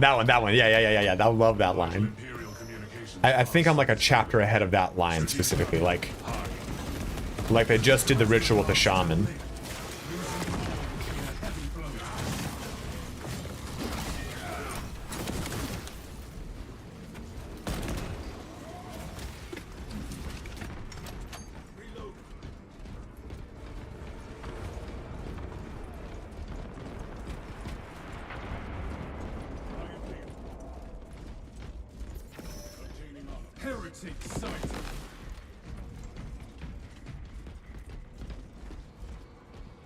Yeah, I was reading it on my plane ride up to PAX West. Routine praise administered. Yeah, you grab that fucking thing, dude. I'm not gonna get any levels off of it anymore because I'm not using the power axe. Again, this is gonna be the one we beat for sure. But hey, My resolve is tempered. yeah, it's really cool. I mean, I can play Path of Exile. I just had a feeling no one would really want to watch it. Justice for turning against your brother's traitor. But this patch seems to be doing really well. Last time they put a patch out, it didn't go well, and last Epoch took all of the viewership. Like, it just gobbled it all up immediately. So I don't know. Maybe I should have jumped to the last Path of Exile for a bit. I just, you know, I was really looking forward to playing a druid, and we didn't get the druid. They had a perfectly good reasoning for it.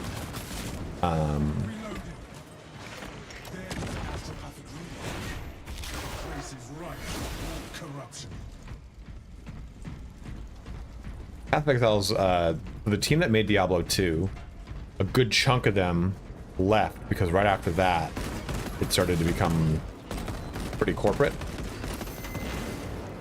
And they started the company to make Path of Exile, an action RPG.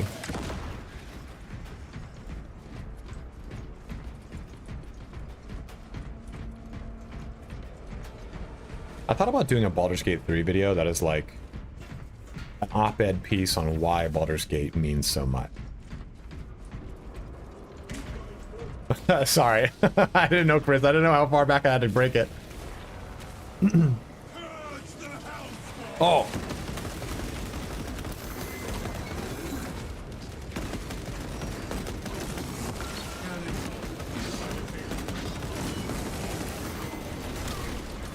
Oh, dude, this son of a bitch.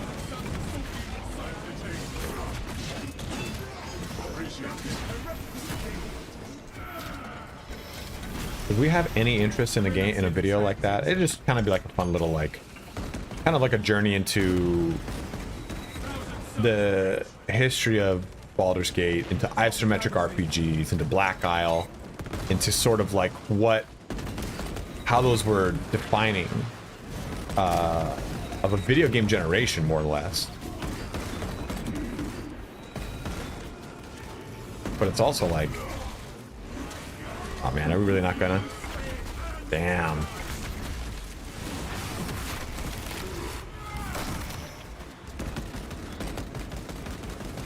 Well, you're crap at doing them, I bet, because do you know that they can parry you?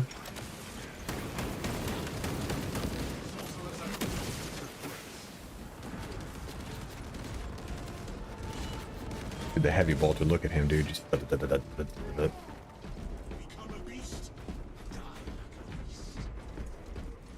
But yeah, guys, let me know if that Baldur's Gate video interests you.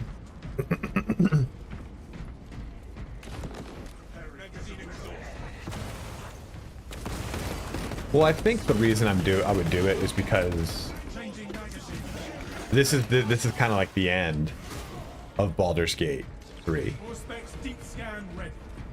Status report. Reeling, heavily damaged. Friendly casualties.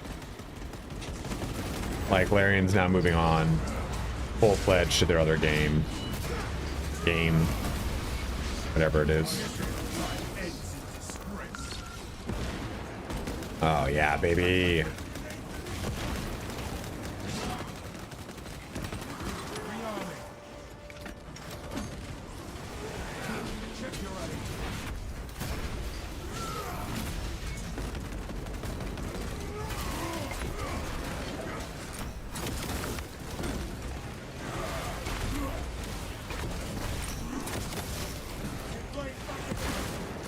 What up, BPP?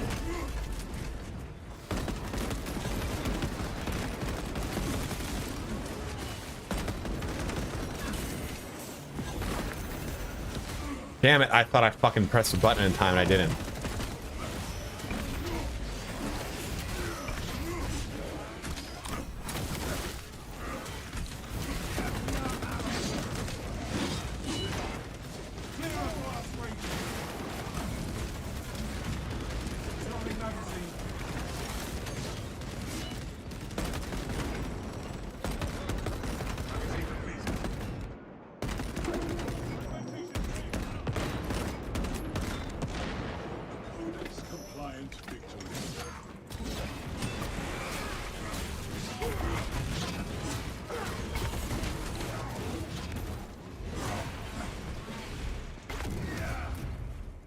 I have a double one? Okay. Fuck.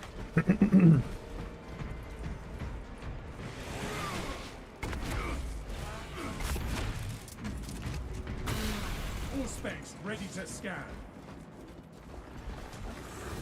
Ammunition cache here. Oh! I was reading fucking chat and I paid the iron price.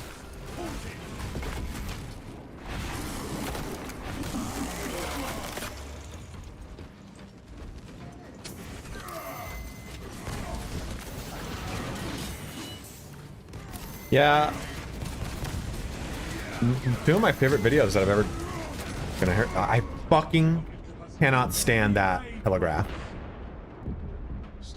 Like, the fact that that is still an issue where you can't dodge fully out of the range of that is so frustrating. Yeah, the two videos that I've done where I was trying to take kind of a different approach to my content to try to do like, it's the hit detection on that is really shitty. So you can't like evade it properly. You have to see it coming and be able to completely evade it. Oh shit. Oh, fuck you, dude.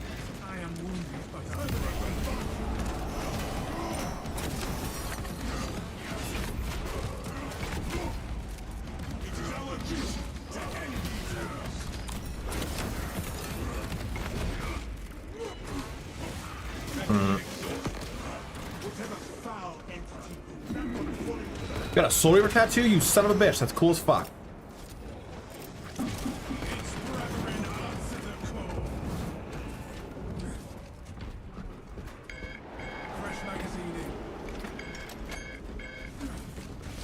should close that gate.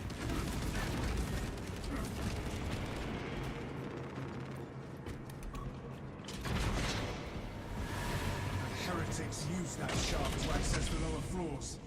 Let us avenge the dead. Yeah, the should Baldur's Gate 3 be saved lore video I did, coupled with the Are Souls Likes the Superior RPGs of the Day are my two favorite videos that I've done like the last like 5 years, and they've got between both the videos like 10,000 views.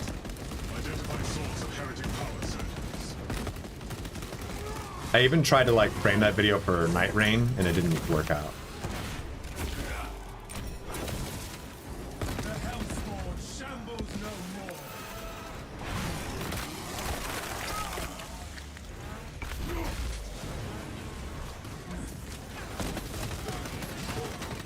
I think what I should do is like, channel's not doing too great right now. Like I'm below 1 million views, which is not a good feeling. Part of me just wants to say fuck it and just really cannibalize.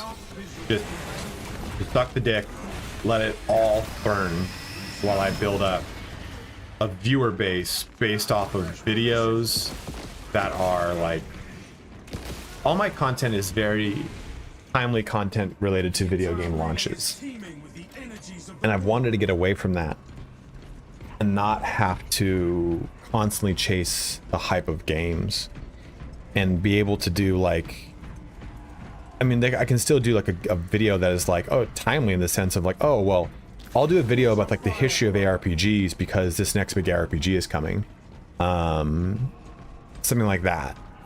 But it's just, it's hard, man. It's hard because you, what was his name? Devin. Old Paradox content creator. Oh, but he, oh, fuck, man, come on. I don't think I can get it. Yeah, I can't get it. He would talk about that. I talked to him about it. Like, I'm trying to like think of like diversifying this and doing that. And he's like, honestly, what you're doing is you have a cruise liner and you've turned the wheel of the cruise liner, and it's going to take a time for that cruise liner to now line up to the direction you want to go. So it's just going to take time. You have to just kind of keep hitting it. And I know that's what you've got to do, but it's harder. It's easier when this was a hobby or a part-time thing that I was doing. But now that it's like my primary source of income, it's scary to do those things knowing it's going to hurt for a bit.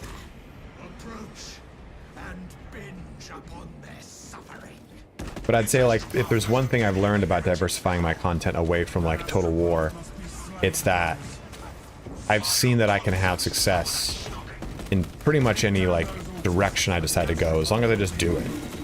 That's like been a cool thing, right? Like to see like, hey, you know what? Like, oh, fuck you. Come on.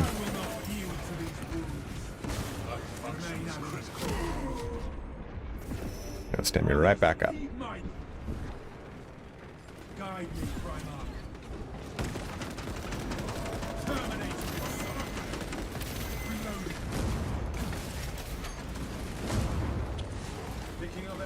Oh, come on.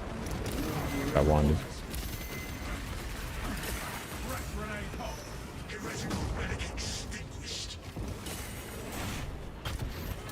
Yeah, this is gonna be a wipe, unfortunately. Just too much. It's just too much craziness now.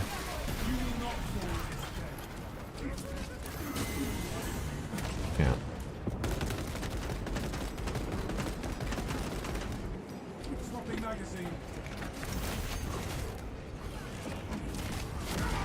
Yeah, fuck that. I require assistance. Yeah, play with controller.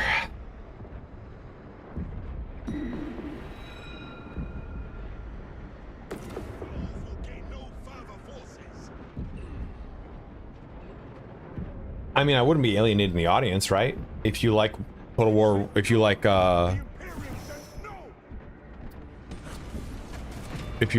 this game.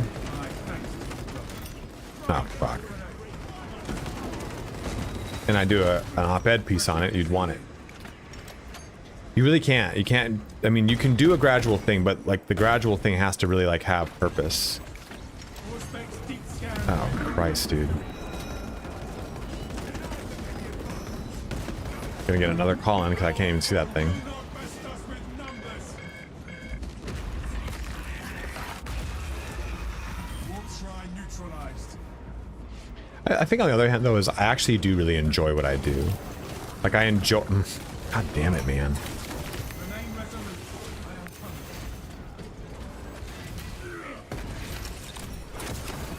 I am coming. I enjoy, like, making guide content, and I think I'm really good at it. Scarab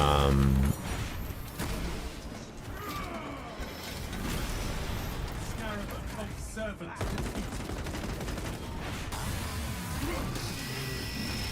Yeah, right, dude, that's why I changed away from Total War Warhammer. I saw that Total War Warhammer... Oh, God, dude. Fuck me, eh? Was kind of a sinking ship. In that... it was... It was a one-trick pony. My viewership was already going down. So... And I also got lucky that... Oh, fuck. I got lucky that COVID happened and Bannerlord came out. So I was able to pivot really hard into a new game that I'd been planning to pivot into when it was coming out. And then I rode the hype of Bannerlord all the way into Crusader Kings 3. We must assemble here. Yeah, you know, it's just... The hardest thing to do with a lot of that stuff, though, Amidon, is getting people to click on it. Like, I'm not Josh Hayes. Josh Strife Plays, I mean, sorry. Fuck, I don't know why I did that. And he kind of has that exact market almost. Cornered.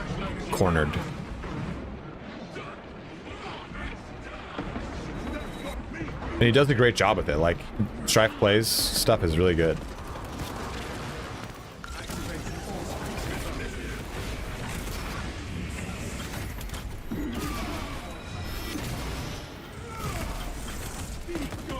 But I do really want to combine my knowledge of the history of games with op-ed fun videos. Because I think when you understand the history of certain things, it makes it even more fun. Or when you understand how kind of like this entire Gather to me, brothers. industry is so it's the fucking Wild West. It is one of the fastest growing get the fuck over here. Flagged objective in this course. Media companies or media art forms that we've seen. It grew faster than movies did, and it grosses a disgusting amount of money. But like, dude, the 90s and the 80s and 90s, the early millennium of game development were the Wild West. I've talked about God, a gathering of developers, and how they had a booth during E3 that was outside of the convention center with strippers, pizza, and beer. That is so fucking funny. That is so fucking funny. I do feel like there is... Gaming has become a very weird thing nowadays, though, with a lot of... I don't know how to... I don't know what term to attach to this.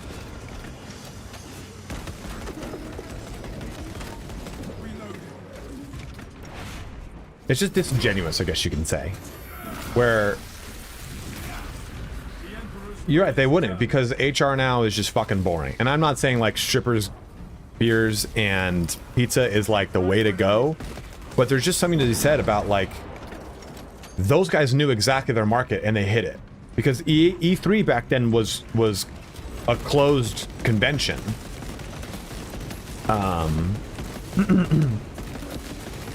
So it was a different thing. It's not like PAX West could do something like that, because it's always been an open convention.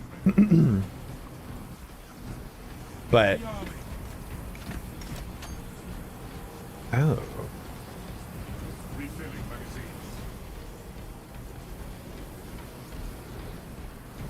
the more popular something becomes, the harder it is to maintain what, like, you maybe liked about it to begin with, because Exactly right, Mickey. That's kind of what I was trying to get at. I'm not trying to say identity politics in the sense that, like, I hate the fucking word woke because it's been co-opted away from its original intention in the civil rights movement. But I'm talking about, like, disingenuous identity politics because it's run by a corporate entity that wants to seem like it is one way versus what it is not. You know, like, that's what I mean, if that makes sense. Because a lot of these AAA companies are, like you said, they're run for profit. They need to make a certain amount or they're gone. Like, they just axe people, they cut it away. And it's not independent developers anymore like it used to be with independent publisher relationships, because that's what it once was. Now, or because of stuff like Microsoft E3 or EA and other companies, publishers have blurred the line between publishing and development by owning development. It's how I described Dawn of War 4. Dawn of War 4 feels like it's being made by a company of people that like to play, that loved Dawn of War, versus Dawn of War 3 felt like it was being made by Relic, the entertainment company. Changer of ways. Surge your will through our bodies to slaughter the interlopers. Target is protected by heretical sorcery. Look, those other astropaths pull their energy to create the barrier. Disrupt Psycho shield chain. Can we do it? Find out tonight at 9.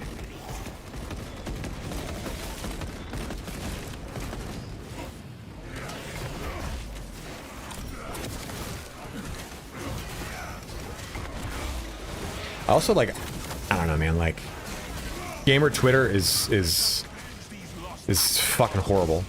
I used to do a little bit of Twitter for real early, like, okay, I'm just starting out on YouTube, I guess I should have a Twitter because that's like a thing. And I just couldn't, dude. I can't. Twitter is a fucking plague on this earth. Fresh magazine in. Gamer Twitter is filled with a lot of I for ones.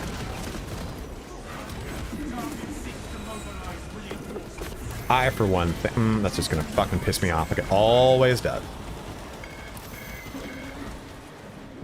Like, I for one think that this should be this way. It's like, yeah, man, we all agree. That's why you're posting on a thing of things being a different way.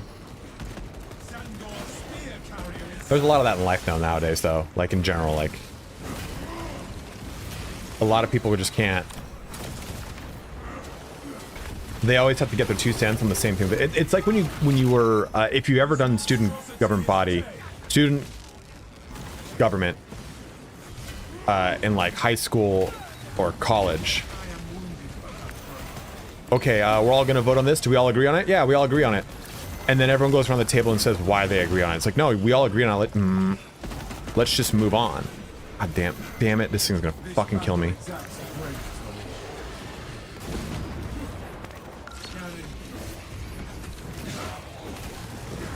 They juke you out. They're like, oh, they juke you out with it, man. And it's like that not just in gaming, it's everything. Like, I for one think that this is the best way to squat too. Like, dude, thank you fucking for the no addition.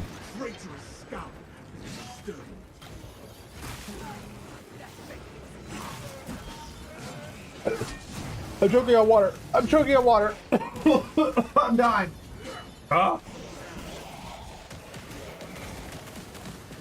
Is this what it's like to drown? Let us cleanse these lost astropaths.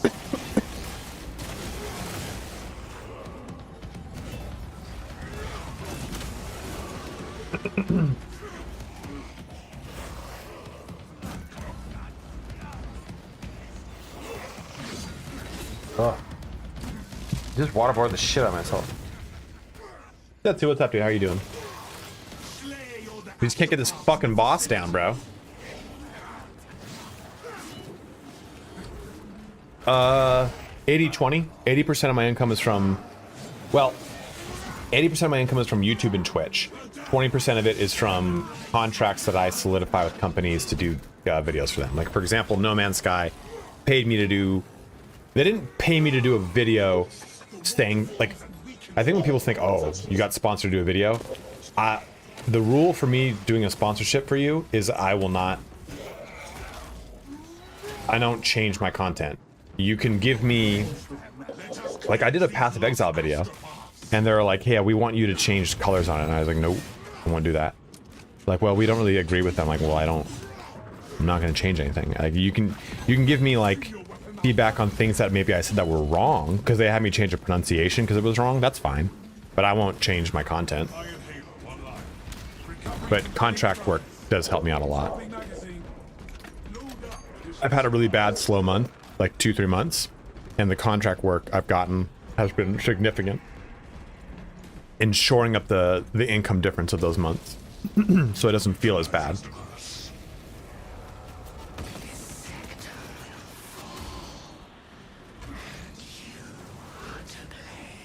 You know, there's not a problem with voicing your opinion, Blood, and I totally agree with you, but I think that too many people think that their opinion needs to be voiced in a arena of similar voices. Like, imagine attending a meeting where everyone in the meeting agrees that, and it's a meeting for income, that everyone in the meeting agrees that we need more income. Then everyone in the meeting, and let's say that there's 10,000 people in the meeting, everyone in the meeting goes, I for one too need more income because I have kids, or I too would like more income because I would like to buy a house. You know what? I also would like to do more income. That's the internet, basically. And then there's one guy who says, you guys don't need more income. You guys don't work hard enough. You know, that's the fucking internet in a nutshell. And I think we need to get away from, like,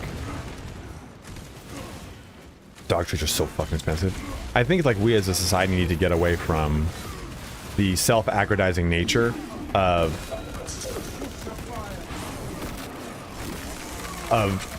talking and not acting.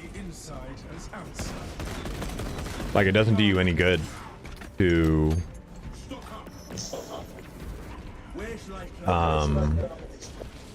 constantly talk about things you want changed. You just have to go fucking start them. Self-actualization, as it were. And we do conversation through means of self-actualization. Yeah, 100%, man. Like, having an opinion on the internet is dangerous, right? Like, we don't talk about politics on the stream. Not for the reason that I am one way or the other. It's that people believe you should be one way or the other, and that's exactly it, right? And being one way or the other puts you immediately on the other side for whatever person that is, right? So it's like, it makes no sense when issues are not black and white. You know what I mean? They're not just one way or the other. It's a little bit in between. Things apply to both directions, but discourse can't happen like that nowadays.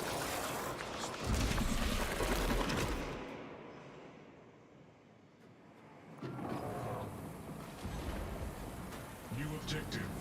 Eliminate any and all war aberrations.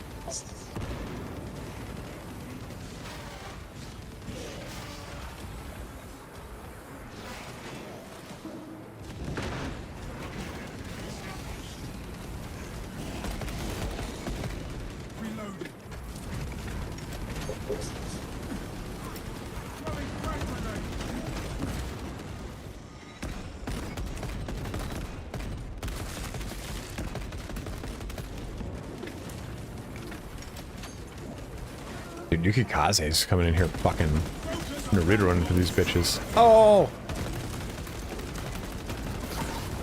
You son of a bitch. I think this is kind of what I was talking about earlier, right?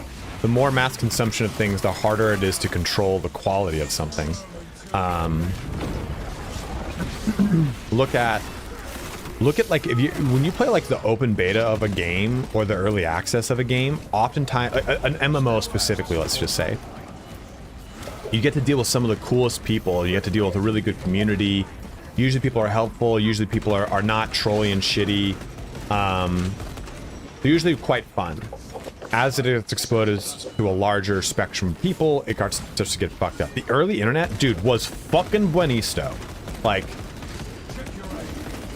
internet up to like 2010, 2015 was a lot of fun. But then boomers found out how to start using, not even start how to use the internet, they found out how to access the internet, not even use it. They just kind of shout their shitty thoughts into the void. And that kind of like degraded it. People starting podcasts degraded the quality of the internet. The internet becoming hyper monetized degraded a lot of it. Like, it's just I still think though that the internet is a really great thing, and my parents started using social media, dude. Absolutely, Alras. I think that the internet will change as we kind of change how it is run. Unfortunately, I think the internet will start to need regulation. Because the internet is a modern day printing press. And anyone can post anything on the internet. There's nothing wrong with that. But I think that the problem with the internet right now is that just people are just ass wild on it. And it's like, how do you encourage freedom of speech? Let's just call it freedom of speech, freedom of expression, and regulation for truth with typically the conversation for that regulation being a form of the dialogue, right? Like, how do you regulate what is true and not true across? Oh shit, I don't know how it happens there. When oftentimes, oh shit, he's just up there. Fuck. When oftentimes the conversation is the platform that's checking for truthful in its endeavor, you know? Come on. First order. Eradicate outward protrusions.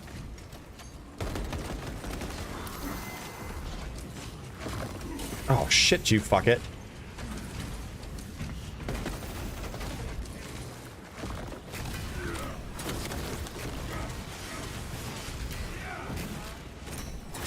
Yeah, the juke, the pump fake that he pulls on me, you son of a bitch. This monstrosity is dead. Tentacle threat classified. Fire on the beast.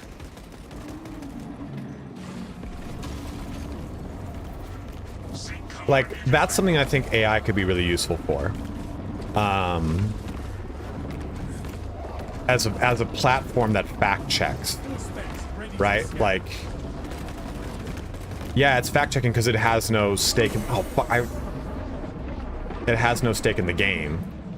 It's just saying like, yeah, that's not a true thing. Oh, it's gonna get me. Oh, it didn't. Oh shit. Oh shit. Oh shit. Oh shit. Oh shit. Let me get this up before it dies. Good. Oh no! Fuck you.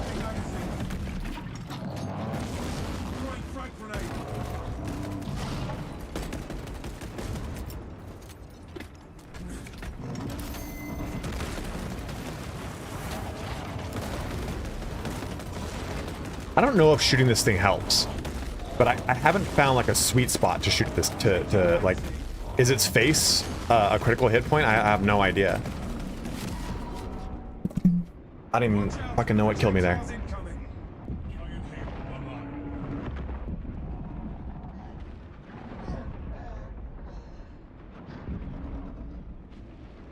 The creature is protecting itself. Save your ammunition. Thousands.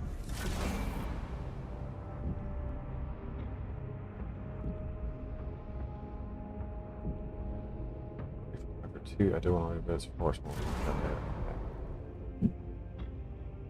Oh. Another one that we have failed, brothers.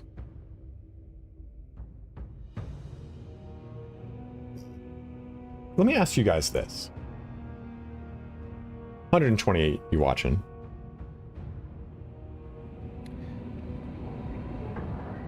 In chat, I want you to say, rather than having you type out the word. Here, I'll do this. How many of you say yes or no? How many of you are optimistic for our future as a planet? Not country-based, no national things on this. God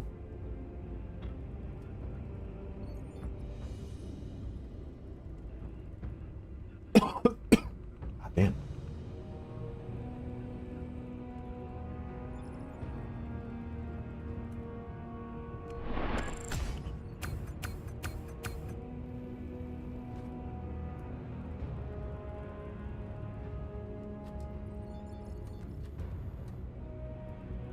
Making reservations for our thing tonight, so one sec.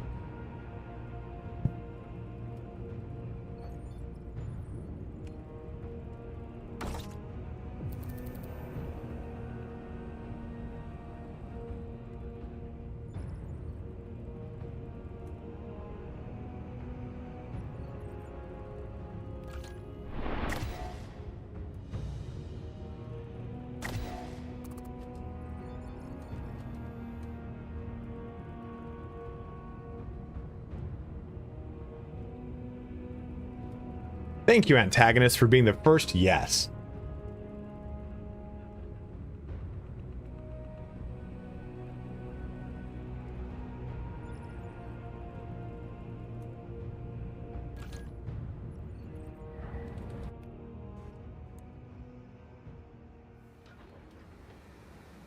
And that's exactly what I was going to get to, Russ. I honestly, you were the second yes? Who was our first yes? Aside from me. Oh, it was Arthur. It was Arthur. Okay, thank you, Arthur. I mean, I think it's super easy. I think it's really easy to look at what's going on and go, we're doomed, dude. Fucking time to cash in. Time to just fucking... It's not worth it, you know? Like, be cynical. Fuck as long as you can. Then we're going out. We're going out swinging. And I think, honestly, that is the biggest hunk of bullshit that has been forced down our throats the last 5 years. Like, you can say whatever you want about whatever you want politically about certain topics, right? Like, I'm trying not to talk about those things. I just don't want to bring it up. But I think realistically, our quality of life, outside of the cost of quality of living, has only gotten better over time. Technological innovation is at a really crazy point where it's about to wildly swing upward. And I think AI is very scary, but we are not dealing with ASI. We're dealing with Aggie, with what is basically a glorified Siri. ChatGPT is not generating responses based off of its capability to think about those responses. It is generating responses off a call and response. ASI stands for artificial superintelligence. And the step up from artificial superintelligence is a singularity. And a singularity would consume all other artificial intelligences, because in a perfect system, competition is irrelevant. It's a waste of resources. And there's 4 schools of thought: optimistic and pessimistic, pessimistic and optimistic, and then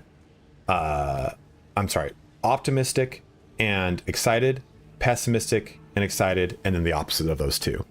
And it's towards the singularity. Basically, like, it's either going to shoot us so far into the future in like a blink of an eye, or it's going to annihilate us. It's like, that's the kind of total ends of the spectrum, and we'll probably fall somewhere in between, right? But we are constantly fed nothing but horrendous bullshit all day. Like, it was a footnote. It was a fucking footnote about, who cares if tech bros want to make ASI a reality? It's a good thing. That is a good thing. Along the umbrella of how artificial superintelligence would help us is it would be able to analyze your body and tell you, hey, you will have cancer in 8 months, 8 years, 12 years, and I can get rid of it now. No, superintelligence. There was a futurist back in 2010 that was saying we're working on such good nanotechnology that we'll be able to inject it into bloodstreams much like we do for cars, to diagnose things that are wrong and get ahead of issues medically. That's fucking huge. And I'm pretty sure we can do it, but we don't have it. It's not affordable yet across the spectrum. But so there's a lab in Southern California that established long-term, not success, long-term stability for cold fusion for like 8 minutes. And then China one-upped them with like a 6-hour stability for cold fusion. That's huge. That is prolonged, infinite, renewable energy. And I think the realistic thing is, within like 5 or 10 years, the landscape changes for us. And I think a lot of it has to do with the passing of the guard of boomers. Because I don't think boomers truly understand technology anymore. So they shouldn't be in points of power across the world, not just like the United States, of being in charge of policy that dictates how technology interacts with society. Cold fusion. Energy. So when two atoms are split, like a nuclear explosion, right, is splitting the atom, the result is fission, which creates fallout, which creates radiation. Fusion doesn't. Fission is a hot reaction. Fusion is a cold reaction. Someone can correct me on that. What happens in the sun is fusion, I think it was, or is it fission? I think it's fusion. But I think once boomers stop passing laws off of things that they just genuinely don't understand, right? Like you try to sit a boomer down and be like, hey, could you post me an Instagram reel? They can't fucking do that shit. And once people start, like, I think this TikTok connect to my wall, dude, that press conference, and he just sits there and goes, yes, just like any other app would. Can I use my Wi-Fi? Yes, Congressman, it can. Can it? So it can read what I'm doing on my Wi-Fi? No, it can't. Well, you said it can use Wi-Fi. Like, it was pretty fucking bad.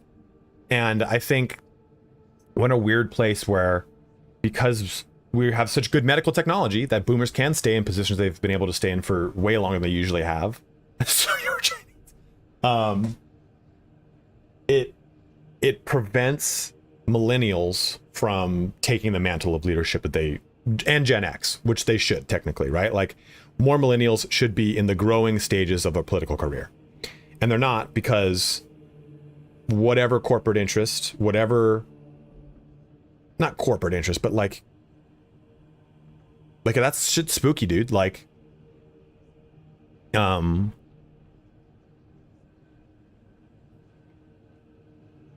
I do 100% know that, Mickey. I went to school to become an astrophysicist. My school didn't have a good program for it, so I just took all the astronomy classes I could.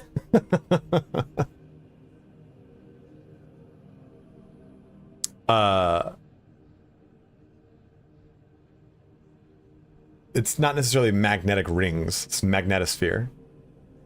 And the magnetosphere, if our poles were to shift, which has happened before, it'd fuck up some crazy shit. Technocracy is one of my favorite words, Elrath. Well, I just think it's just, there's no reason for the media to tell you anything that's not just completely fucking terrifying, right? Like, and I think it constantly feeds into this notion of things are the worst, things they're never going to be better. The past was always good. And that is a moving target. It is always going to be that way, right? Like, I thought that when I was 16, I thought that when I was 26, I thought that when I was 36.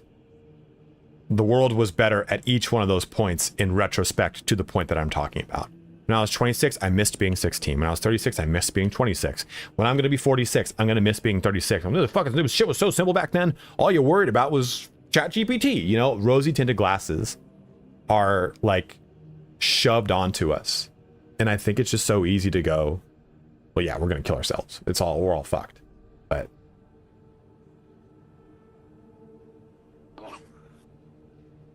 what was that, you gremlin?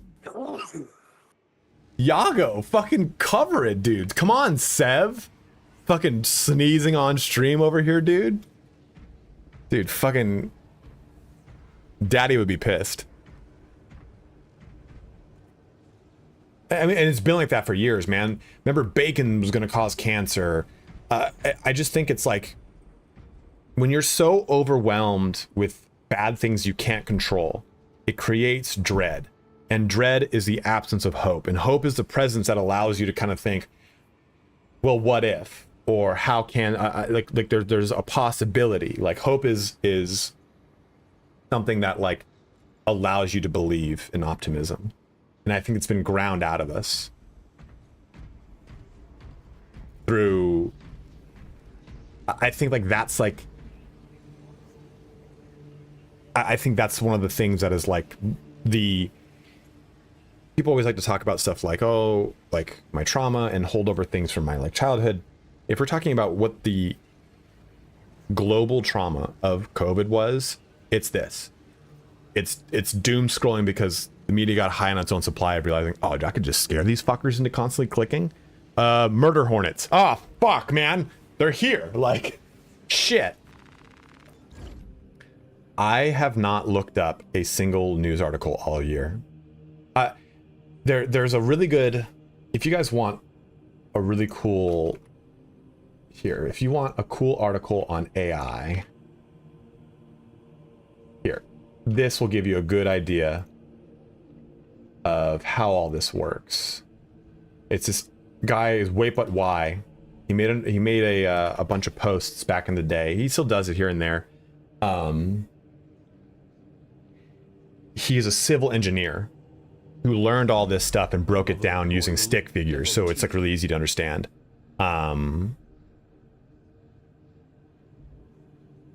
Okay, Mickey, I'm gonna give you a rebuttal on that in a second. But his thing was like, I don't look at like news, I don't consume news, because anything that's really bad will find its way to me. Like, let's just say there was another pandemic. It's gonna find its way to me. I could not have access to anything and just live in like a hut, and it would find its way to me. Oh man, you're out here, safe from all the harm, huh? And you're like, what do you mean? And it'll find its way to you. And that's how I've decided to live my life last like a year and a half. Just so much better. I'm not scared all the time. But you just said, Mickey, well, every technology has created even larger problems than what they were invented to cure. Just an example, cars were thought to end the problem of horse shit, but CO2 is much worse.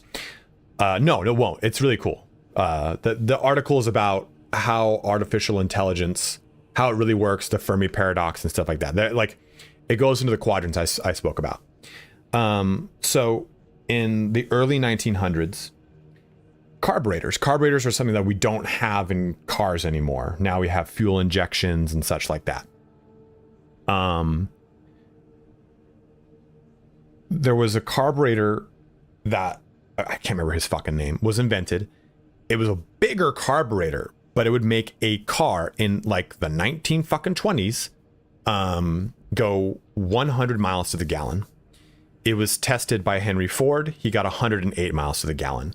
It was tested by another prolific company. Not, maybe it was Mercedes, maybe it was Volkswagen, I can't remember. They got 112 miles to the gallon. Stock prices for oil dropped overnight, completely plummeted. And so the oil companies lobbied for legislation to get passed that made it, and they bribed that guy to try to get his research, and he didn't sell, so they killed him, and they took all of his research. They bribed for legislation to allow it so that if it's 141, I'm gonna jump out of this. We'll probably end the stream here. So if there's any patent that threatens the economic security or national security of the nation, it automatically gets classified and it cannot be used. And you can look it up on the patent, for the patent office. There are criteria that are set for solar panels are a really good example, but that carburetor was classified. 108 miles to the gallon in 1920.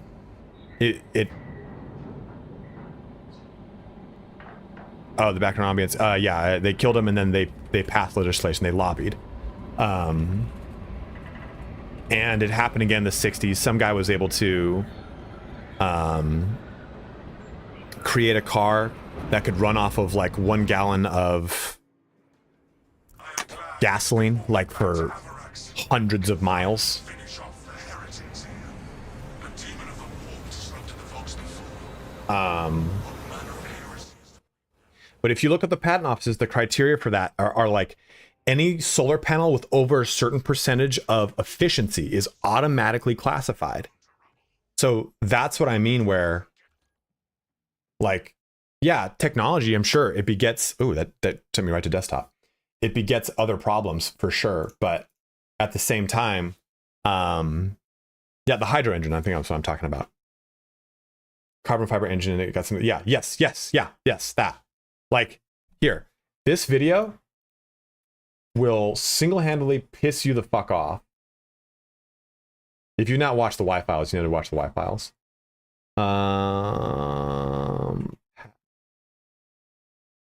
There it is. This is one of the best videos I've ever seen on this like subject.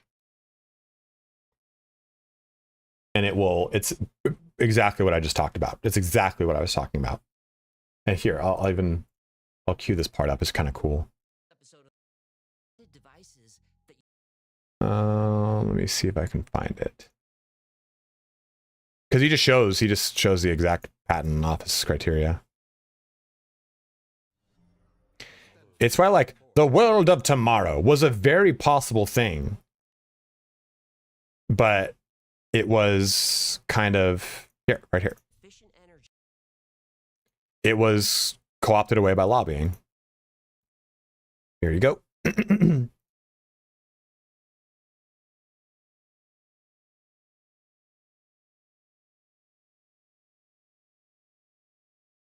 So solar voltaic generators, AMC, if greater than 20% efficient, or energy conversion system with conversion efficiencies in excess of 70 to 80%. So it's like stuff like that. So that just rattles my saber.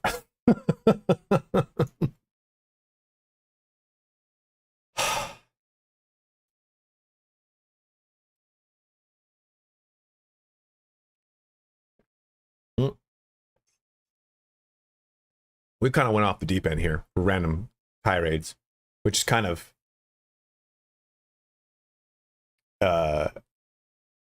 like par for the course for my streams. So hopefully, if you're new to my streams, you enjoyed that. I'm not that smart.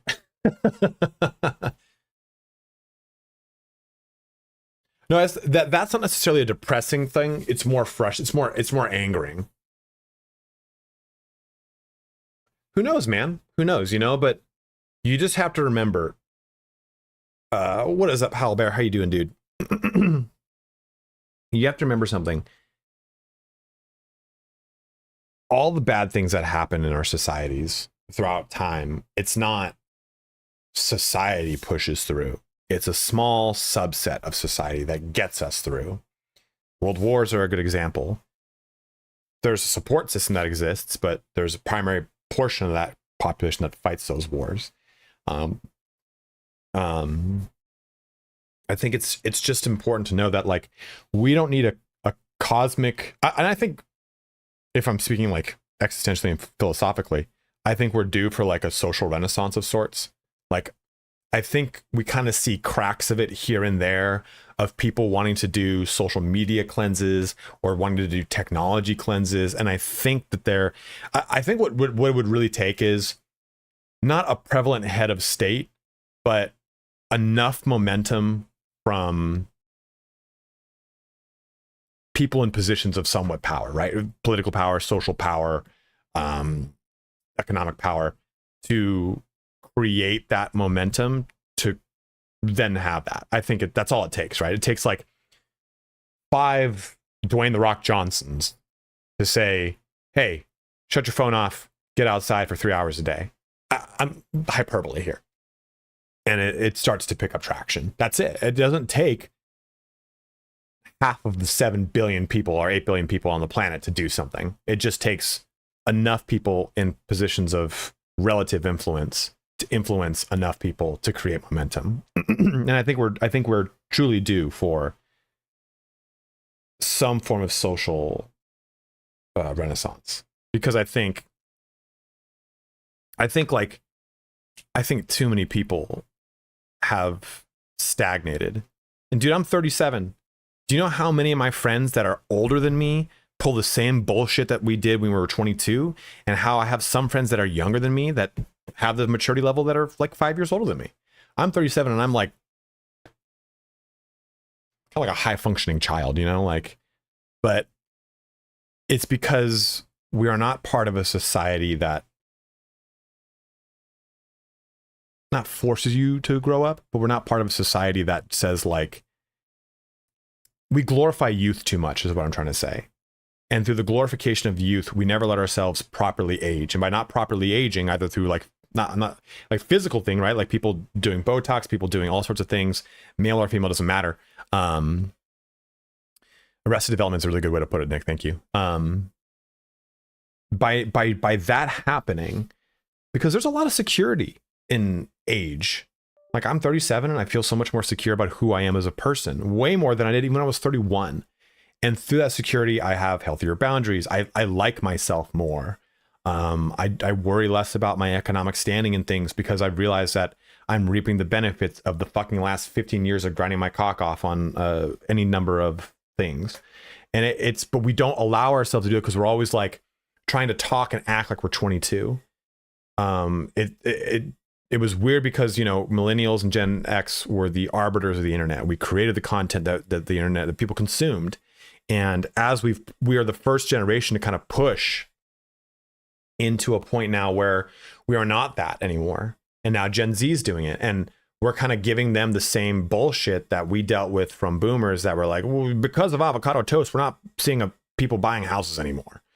And no one's letting anyone grow up, because everyone's just trying to stay back at 22. Like, yeah, you know, this is what you need to be taking, these steroids, these peptides, you need to be doing these workouts, all these things so that you can still feel 22. And it's like, no, you know what? Maybe lifting or being that active in the gym or competing on that level of sport that you did at 22, that's just a chapter in your life that you've now closed, and you're on to a different chapter that at 22 you didn't even fucking see coming. So I don't know, man, I'm on a fucking soapbox right now. I think that gamer pre-workout's hitting me pretty sideways, but hopefully that makes sense. That because we as a society we either look at someone as old and like over the hill, or like young and hip. It's never in between, you know? Like no one can just be like, yeah, it's just a dad, just a middle-aged man, just a middle-aged woman crushing it. You know, it can't be that. Nope. If your perception of being a boss is someone who has the perception of youth attached to you.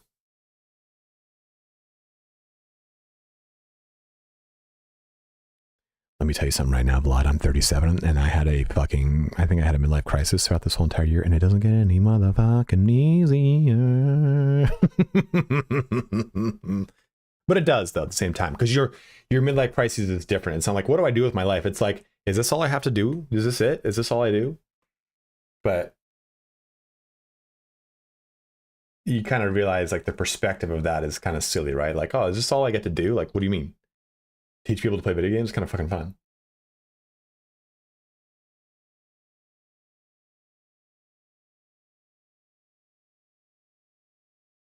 Yeah, Nick, 100%, right? Like that's what we were talking about this. You might not have been on the stream, but earlier about how like people think that being so demonstrative in their claims and their opinions is a form of maturity or a form of like authority, right? Like, I have never had anyone approach me. I mean, you guys see me on stream. If someone approaches me with like an alternate fact of something that I'm doing, I don't challenge it in an aggressive way. I go, oh, maybe I don't know the right thing. Let me figure it out. Or I'll actively test it and we'll figure it out together.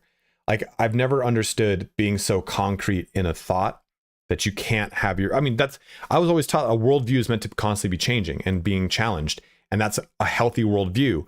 A not healthy worldview is echo chambers and confirmation bias of people that are all in the same boat as you. Like, assume you are someone on the left or someone on the right. Again, I've had my conversation on how you should not be one or the other. You should have friends or the opposite viewpoint of you, because if you don't have anyone that's challenging the way you think, then you're just being led down the primrose path, as it would be said in what's that fucking movie? Ferris Bueller's Day Off. He's just leading you down the primrose path. Thanks for coming to my TED Talk. There's merch in the back over there. You can find it.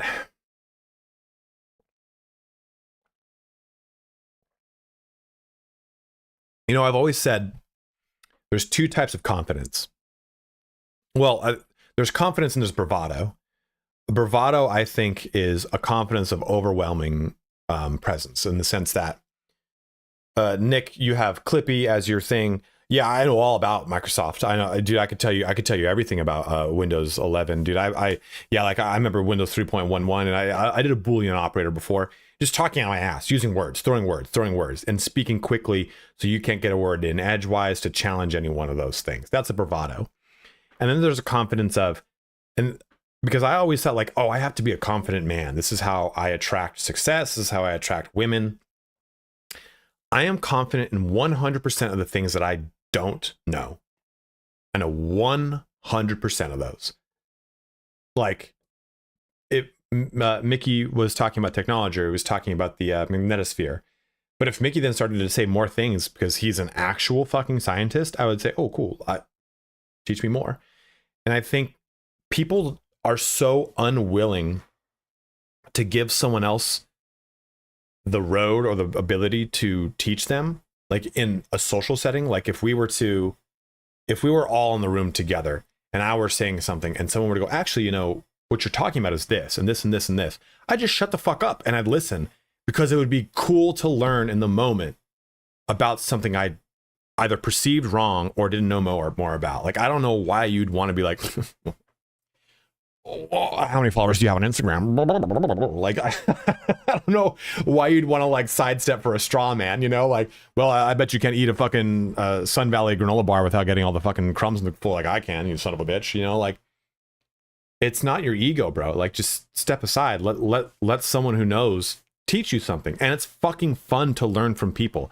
I don't like learning from TikTok, Instagram shorts, or YouTube shorts, or Instagram. Like, I like learning from people, and it's why I like doing content like this. That's like, hey, let me, as a human, teach you the things that I know.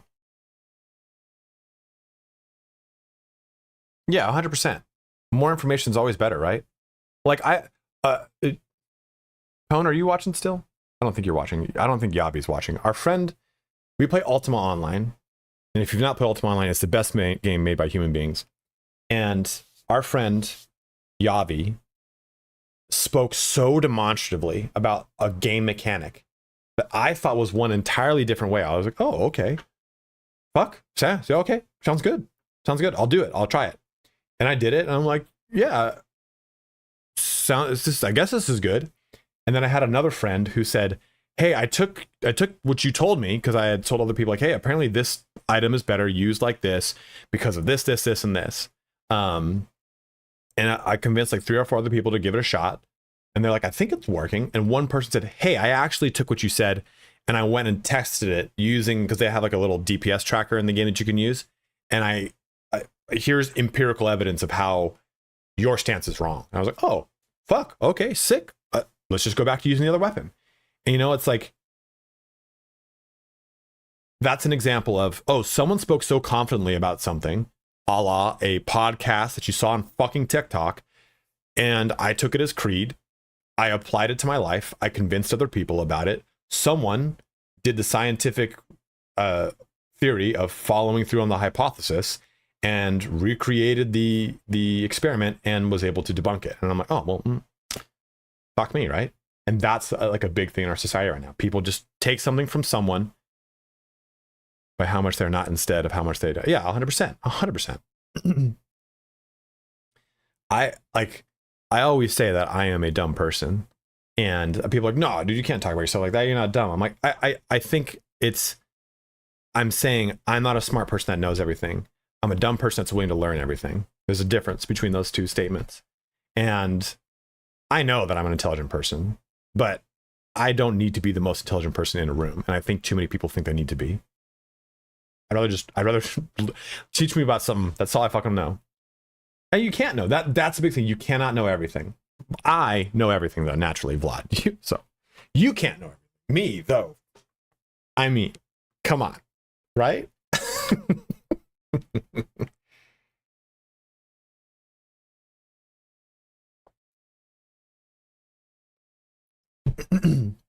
Hope you guys enjoyed this stream here today. We went all sorts of directions. We talked about everything.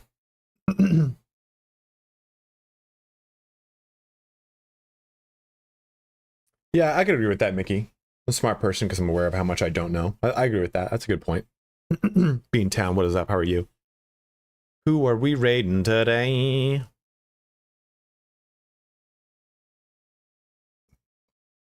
Permapush is playing UO. Turn is playing Warhammer 3. Mr. Llama is on Diablo 2. Great Book of Grudges is playing Space Marine 2. Megan is playing Out and About. Let's see.